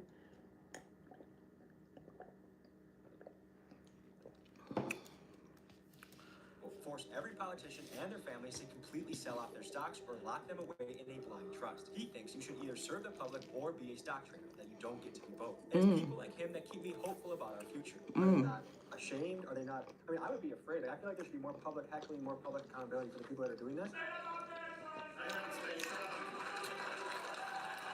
Look. I don't know how I can call myself a public servant and I'm worth tens of millions of dollars off my inside information. Like, what is going on with these people? I think there's no shame in some of it. My name is Jackson Woods. I run a page called Trade with Congress. I was looking for like a strategy to trade stocks, and I kind of stumbled upon it. And what is the strategy? Strategy is very simple. It's copy the politician stock trades. And how does it perform? Very well. They are really good at what they do. Like people will literally just buy the exact same stocks that Pelosi gets into, and a lot of the others like Mark Wendell and stuff. We provide the information so people can basically see like all the trades as they come in. They can see the past performance of the trades and see what stocks are in their portfolios. You run a website. What's the name? Altaneer.com. For anybody that wants to copy the trades with politicians, you can use code TommyG for 50% off your first month or first year. Not financial advice, but I hope everyone gets rich like our politicians. And tell me about this disclosure period. It says they must disclose their stock trades between 30 to 45 days. And what happens if they don't? They get a $200 fine. A whopper of a $200 fine. That's Folks, it? what Jackson is referring to is this. According to the Stock Act, members of Congress have exactly 45 days to disclose any stock trades to the public. And if they violate this rule, they get hit with a laughably low $200 fine. Just take Alabama Senator Tommy Tuberville. In his first year in office in 2021, he was months late reporting over 130 separate trades worth nearly $3.5 million. And of course, it's no surprise that a $200 fine did not stop Tommy and his colleagues from trading like a wolf of Wall Street. And reminder, folks, if we did similar behavior, we'd probably be going to jail. Smart founders know something most people miss. Get your domain name even if you're not ready to launch your business. With Wix, you can grab yours now and then get to work. Here's why it matters. Back in 2019, I had this killer business idea, but I delayed getting the domain name because I wasn't ready. That was a huge mistake. Someone else grabbed it, built the exact...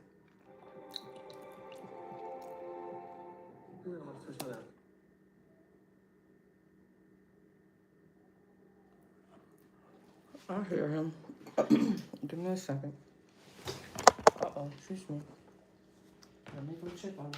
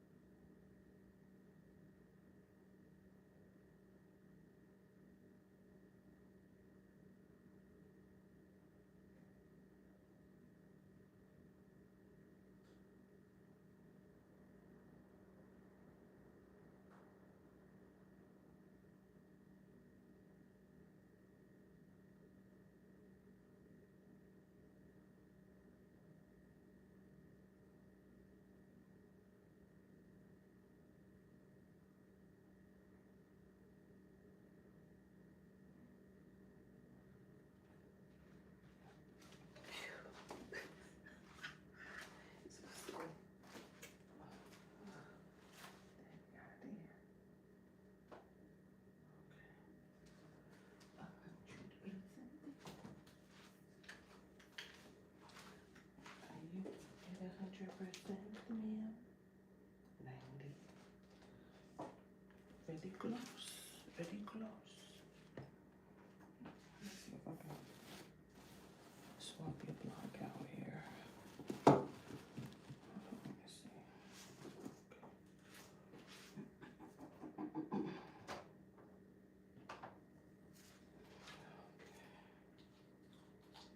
Let's swap your block here.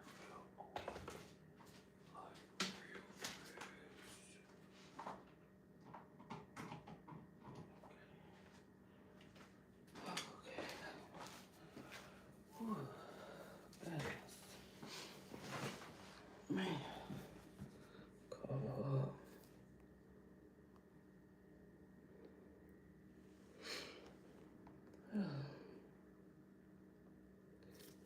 He needs some milk. Yes, indeed. Okay, 82%. See if you need to be charged up. Just play, Tommy. We're gonna present with an award. We're just inches away. Let's talk about who we are about to confront. So we're about to present a hedge fund award to Debbie Wasserman for beating Wall Street. Yeah, a little rundown here of some stocks that she's purchased. So she's actually up over 200% now at this point in time. And she's also bought shares of Helka Mining and New Gold. These are some trades she got into Very niche last stocks year. to know about too. Yeah, these are all small cap stocks. These companies are like, not very many people invest into them, so I mean, they're you have very a risky. full-time job as a congressperson and you can do all of this. How is that even possible? I don't know, honestly. Should we present her with an award? Absolutely. Oh man. Just not. But she's standing with me here. Hey, we're here from a committee from Milwaukee. Do you want to present Debbie with an award? I know she's probably busy. Is there a way to drop it off or give it to her? I mean, this is pretty big. We're giving her the inaugural hedge fund award because she's outtraded hedge funds, which is like, how did you manage to do that? Like, that's amazing. We want to learn from her. She beat the market by 143%. It's pretty remarkable. So we just wanted like a brief round of applause. Nice job, Debbie. Nice Hedge job. fund award goes to you. So if you could just present this magical award to her. She's earned it. All right. Thank you. The Americans are proud of her. Thank you. Uh-oh. Yeah, so my name's Nico Gosta. I created Stalking the Capital, which is a channel that dives into the personal finances, but also the campaign finances of members of Congress and candidates across the country. Campaign finances. We've also developed a formula that uses those personal and campaign finance statistics or data, I should say, to develop a grade. We give her a D-. I can go over some of the factors. So she is a pretty active stock trader. She has sold off a lot of her individual stocks. So in her last financial disclosure, she holds less than 6 figures of stocks currently. She took almost $300,000 of corporate PAC money, right? Those two factors are giving her that almost failing, a point away from failing grade of a D-. How ridiculous is it to call yourself a public servant and then to operate like this? I would be embarrassed to go outside. I would be afraid to go outside. Hey, people that trusted me and voted me into office, I'm gonna fight for you, but I'm too busy trading stocks. Yeah, honestly, I don't understand how they're able to work for the people and then day trade the stock market. They can be wealthy, but do it the appropriate ways. Do it the way, like everyone else. Get the mutual funds, maybe, I don't know, real estate, but I'm not opposed to people having financial success, especially if they are truly serving the country. But I mean,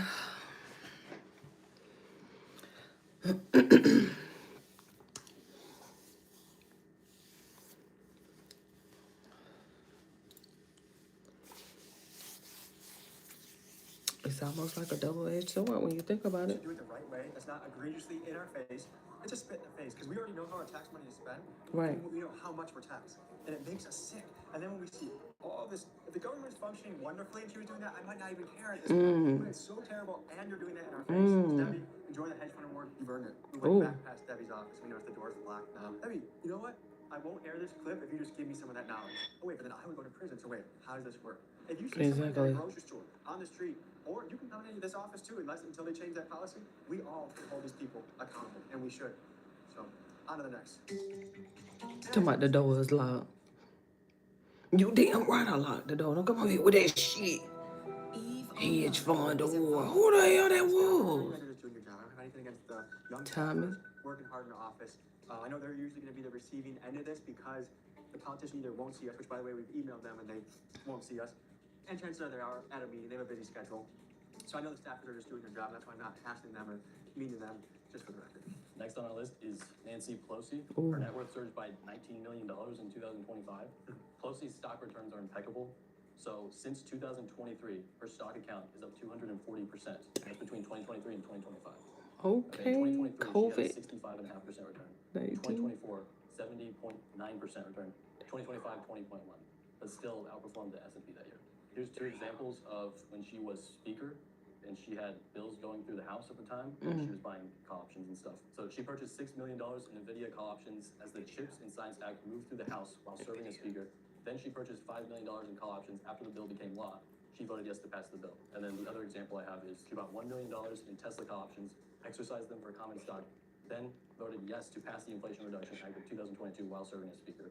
Almost as if she had inside now. Of course. On our way to go confront some politicians, and we have, just to say it's not Not violent, almost. we got some fire flags. I mean, what does it say about our country and economy right now? If people are working 40, 50, 60 hours a week, can't even, they're worried about putting a roof over their head, paying their energy bill, paying for groceries, maybe don't even have health insurance.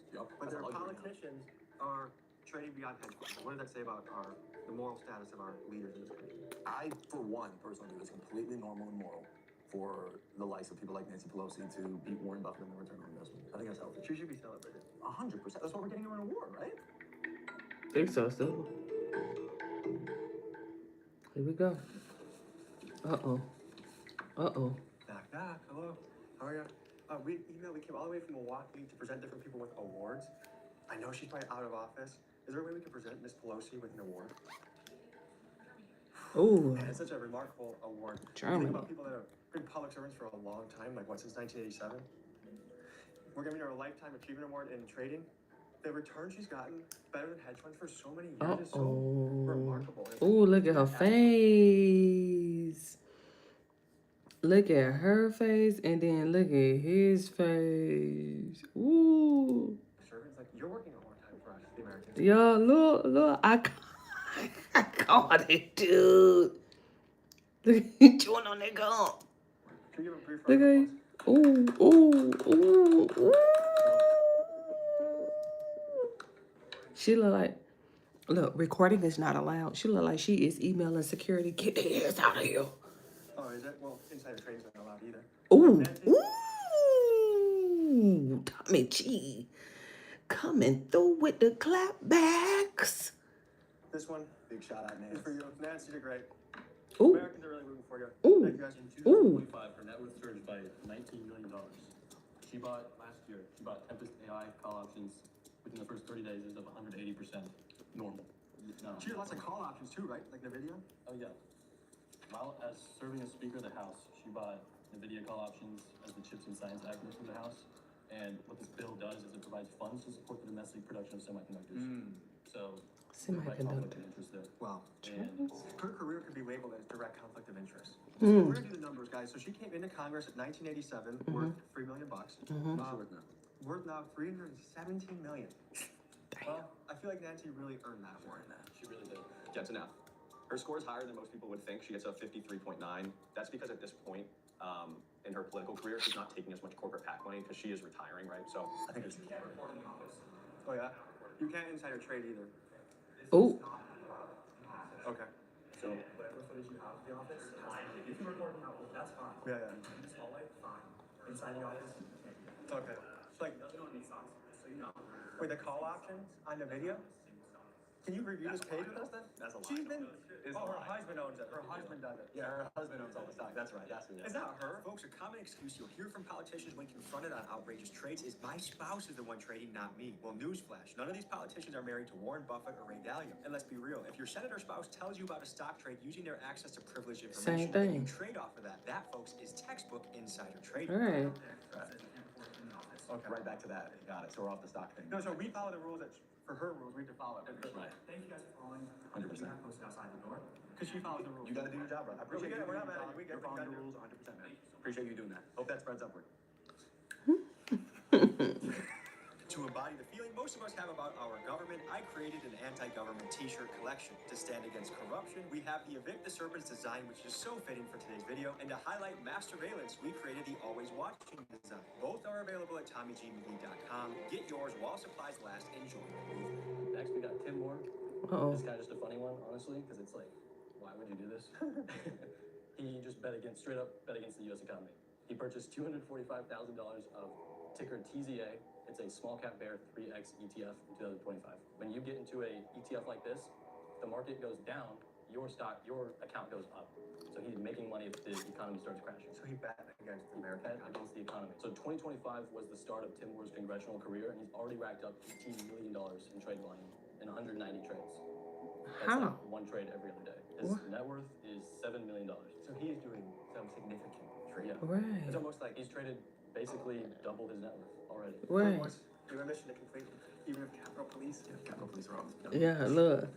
Didn't already send the email. American. You're doing great, Or brother. at least I know I'm free. Oh, another shocker.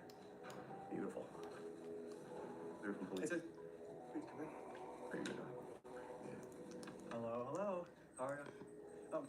What's up, Bubba? We are here to present an award. We came all the way from Wisconsin to present an award to Mr. Moore. By chance is he in the office? Oh, dang it. Everyone kind of was out of office today, huh? We picked the wrong day to come fly in. We just wanted to congratulate him. He's been in Congress like a year or two, 18 million in trade volume, and he bet against America on a small bear cap. And so he's Look at his face. Look at his face. He look like he just pissed his pants. Look at his face. America Award is just, that's what a public servant that I elected, what I want them to be doing. So, thank you, Tim Moore. I hope you put this in your office somewhere. And, Will you be able to get it to him when he gets here? Sorry. Thank you, brother. Thank you, sir. Thank Have you. a great day, okay? Thank you, brother. Tim Moore, thank you. Hey, Bobby. Thank you. How you guys do? The claps are back there too. Perfect. I have no idea if they're clapping for you.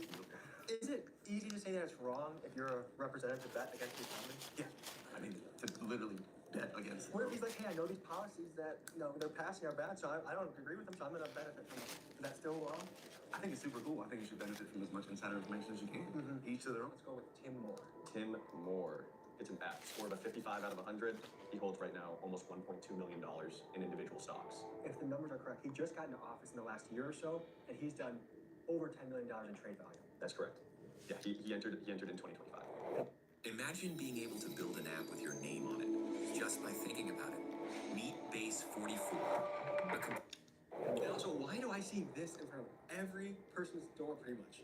Same with Israel. What's wrong with that? Wait, do they have a Chinese flag? Do they have a Panamanian flag? Oh, just Israel? And it's a conspiracy theory that there's a lot of BB, thanks for being our Thank you, president. Big Yahoo. Thank you, Big Yahoo. You haven't brought enough children, and we support you. What you're doing is brave. He's gonna get the Nobel Peace Prize. We just missed him too. He was here yesterday. Oh, BB, thank you. Do anyone have a little hat? This is the humiliation ritual our politicians do. I knew our content creation would take us to here someday.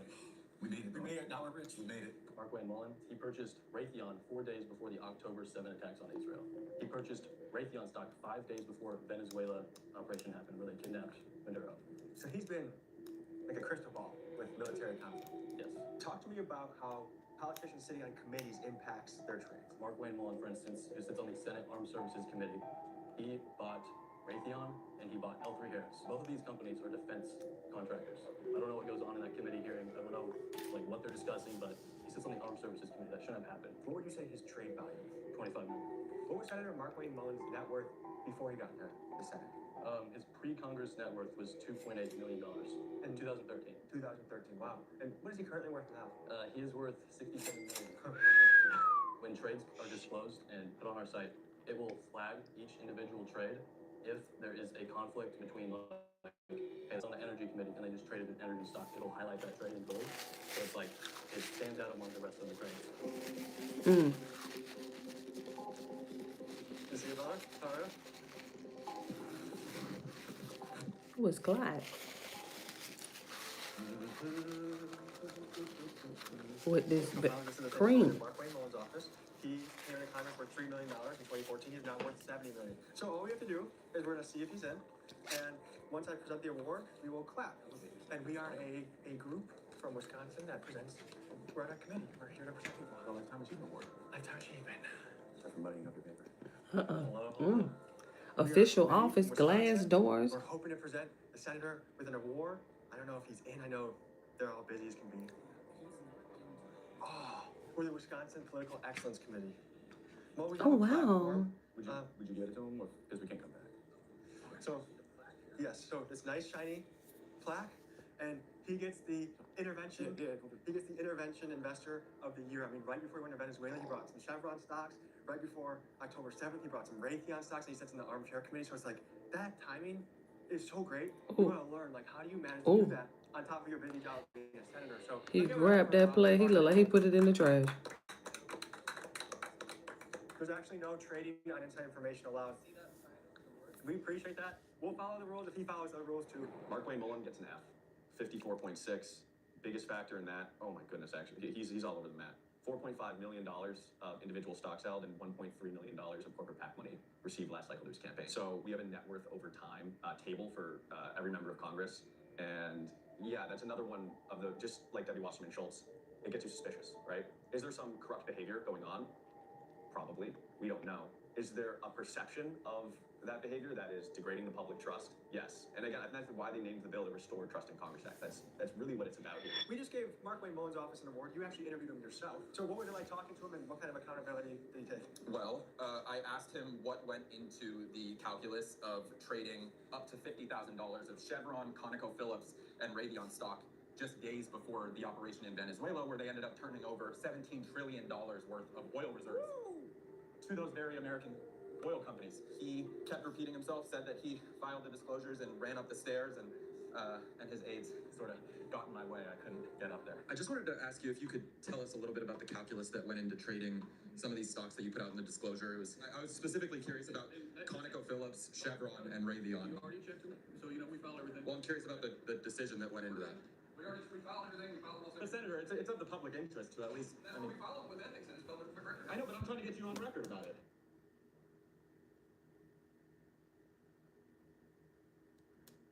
I follow it. It is on record. It is on public record. Specifically regarding those trades, though. Folks, it appears that engaging in sketchy trades may actually land you a promotion in this government. As of writing this, Mark-Wayne Mullen is up for the Secretary of Homeland Security, which is one of the highest law enforcement positions in this country. However, I do wonder if he'll want to take the job, as it may take time away from his stock trading career. Is there a harsh penalty if you file your disclosures late? Nope, $200 fine. So if you make, let's say, 25% return on a stock, and you file it months and months late, like Katie Britt did, and you get a $200 fine, and you get to keep the returns of the trade. Seems like the incentive structure would not deter you from disclosing late. Who would you say are the people leading the charge to ban stocks, and who are the people leading the charge to not ban? The heroes are the working people on the ground in this country. I think that the vast majority of Americans hate corruption, but as it relates to people in Congress who are trying to ban individual stocks, it's people like Elizabeth Warren, Bernie Sanders, Josh Hawley. Yep, people like that. Folks, our next one is a very special award. We have a guy who said this. How many of you don't want to make money? Anybody want to be poor? I don't. So this idea that we're going to attack people because they make money is wrong. Rick Scott is notable because he actually was part of the biggest healthcare fraud case in U.S. history. His company got 14 felonies against it from the Department of Justice, but he walked away from that pretty handsomely. We'll check the numbers, but it's about like $200 million, I believe, he walked away from it. I apologize, Mr. Rick Scott. Let me correct myself. It wasn't $200 million.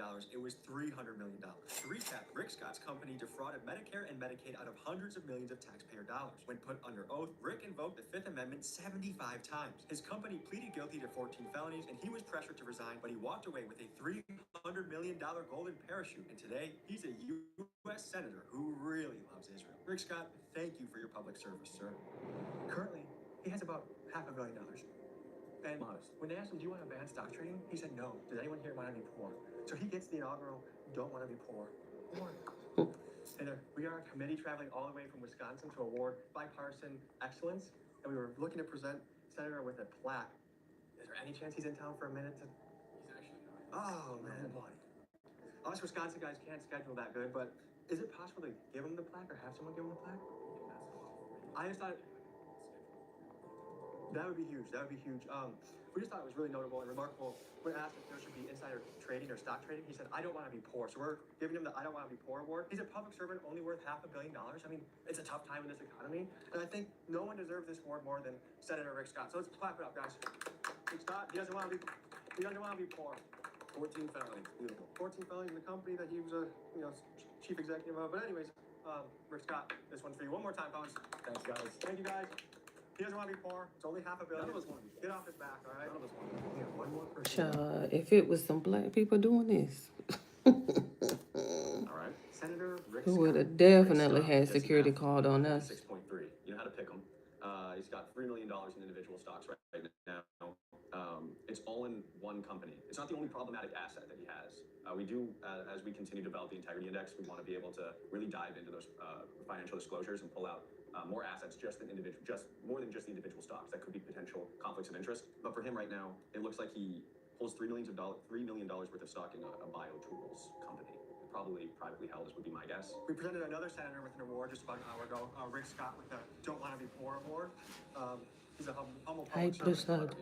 No, I think it's almost impossible for him to be poor. What was that fine he had to pay for Hello. Medicare fraud in the history of the United States? Didn't he get a payout for it? Look, He walked away with like a couple $100 million, right?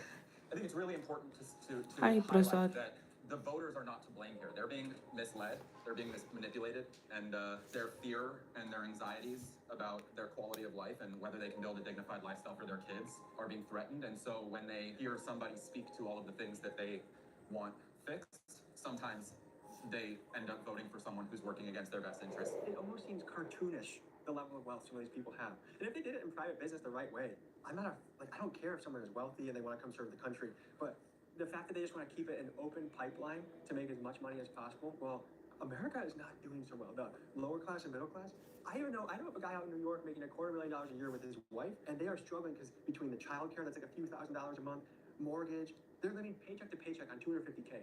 And if 250K is paycheck to paycheck, what is it like for people that are working at Target or Uber or making $18 an hour, $15 an hour, and then to have a guy just be saying, I don't want to be poor and you're already worth a few $100 million, it is cartoonish. I feel like I'm projecting what all of us back home feel, which is we know the system is not in our favor. We know that they're just doing it blatantly, and these are not public servants. At least guys like that.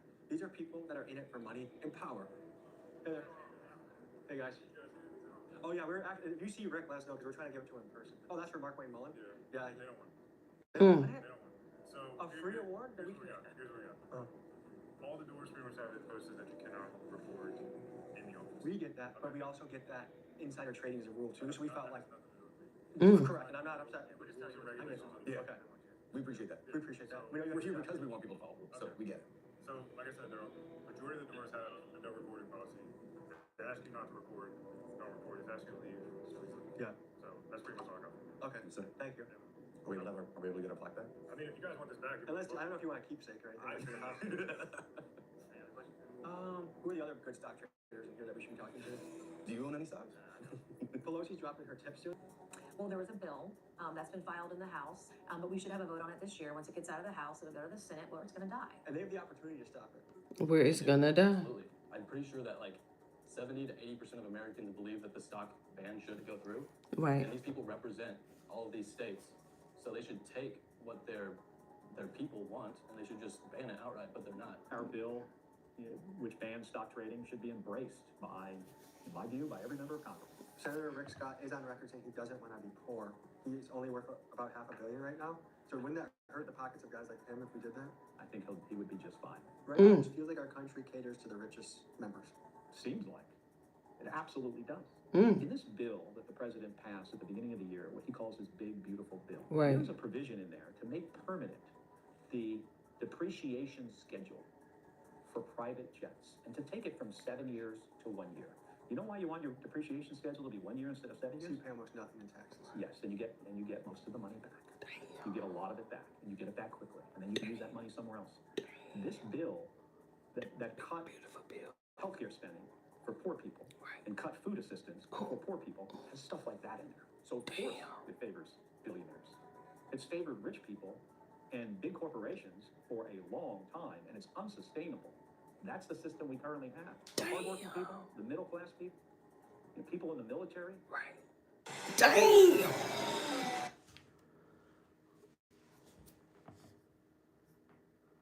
Remember Marjorie Taylor Greene asked, I didn't even read that big, beautiful bill. I didn't even read it. I just voted on it. We call her Trader Greene. Nurses, all those people are getting screwed. Somebody, hopefully, at some point, is going to be able to fix it. Needs to be fixed because it's unsustainable. All right, guys. I'm going to pick one person, subscribe to the Patreon, to send this plaque, and I have one more back home. I think it's a Pelosi copy. Use code TRADE for 50% off your first month of Patreon, where you get all the Epstein drops, some of the craziest footage I have that is not for time constraints allowed on YouTube. And I'll send 2 people back home a plaque. So use code TRADE for 50% off your first month. Trip. I feel a little bit better. I feel American today. I feel American. I feel American today. We have a right and a duty, I think, to exercise our voice and our feeling about what's going down. And things we all know things are not right in these type of places. Yeah, there's some people doing good stuff, but overall, it's a trend of In your professional opinion. What's all the sound effects? we have a massive crisis gripping this country of corruption, and that's from the trading to the cover-up of the Epstein files. Ooh. And some of the darkest stuff you can picture. Ooh. And it should be an honor and a privilege to be in this building, representing your people. We Right. the people. That should Right. be a beautiful opportunity. Right. Folks, I think it's special that we as Americans can all unite, and we can walk into this building and confront someone that we want to. We can hit him where it hurts. Look at him and that with our donations to the mustache. candidates we do like. Not Tommy, him. Public humiliation that I think is well deserved. I can do it, you can do it, and you back home can do it too. These people should think, if I don't represent these people correctly, then I'm going to be a little bit nervous. Tommy, wrap it up. If you would like to purchase a shirt from our anti-government merch collection, they look like this. Thank you, folks, for joining us on this adventure. Here's another video I think you'll enjoy, and I'll see you next week. Look, I'm like, Tommy, wrap it up with this. I don't even want to call it a monologue. I don't know what to call it. I'm like, just wrap it up, please. I'm finna get up out of here. You know.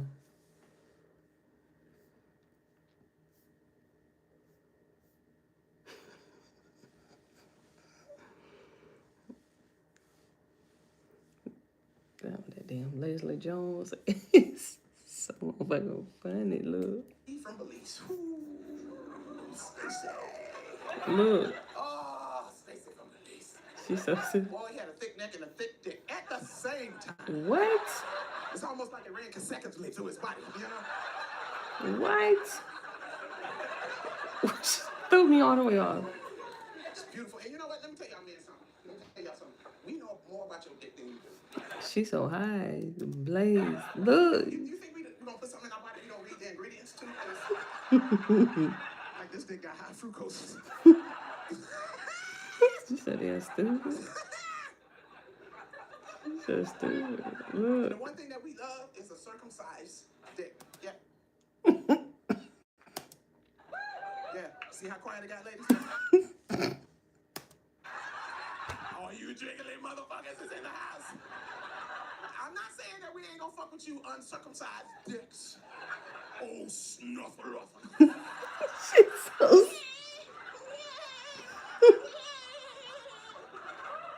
She's stupid. Look. And eat a dick ass motherfucker. And eat it.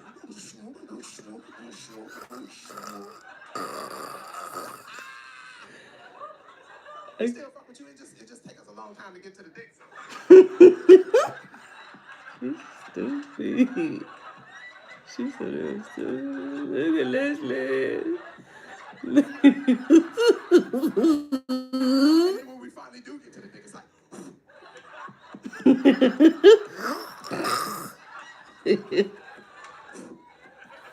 Is those Doritos? Not Doritos.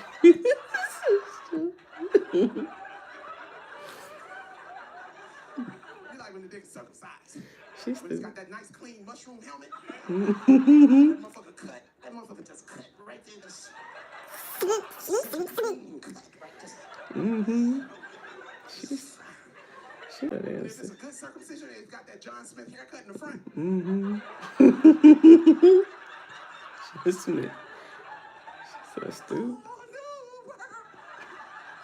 Don't you dare close I cannot deal with Leslie when it ass. get hard, it looks like the Mandalorian. It just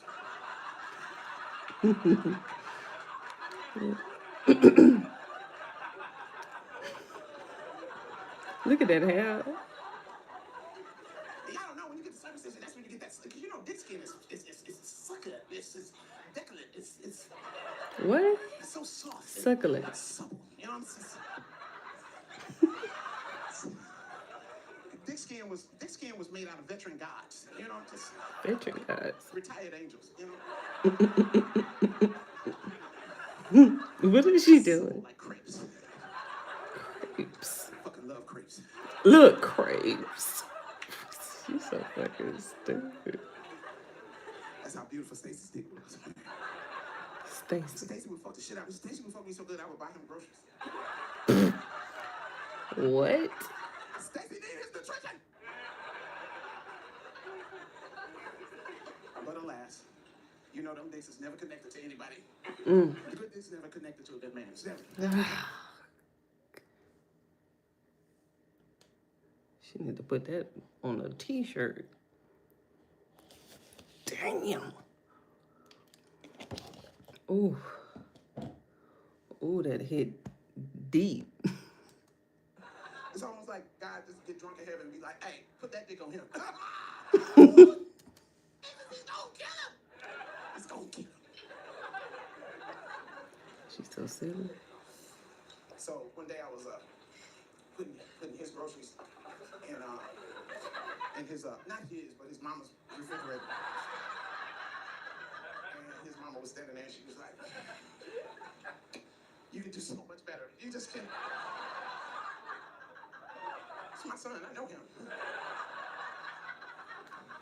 Now, I got another son, okay? He is a good man, he got a good job, he'll do you right, he'll treat you so nice. Now, his dick is not as big as Stacey's, but he's a good man. And I was like, nah. I teach Stacey how to read.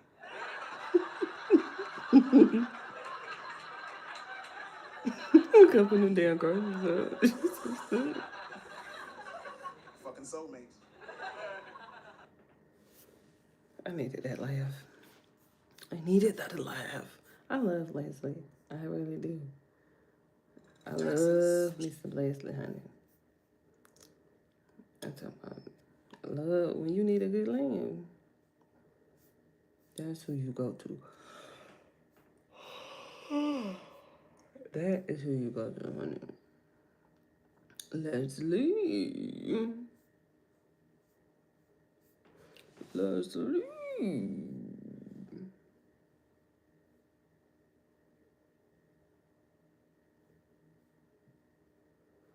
Alright, I'm finna get out of here.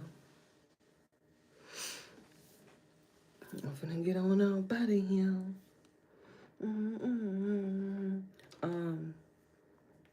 Or, you know, in the meantime, look, I love you, bye.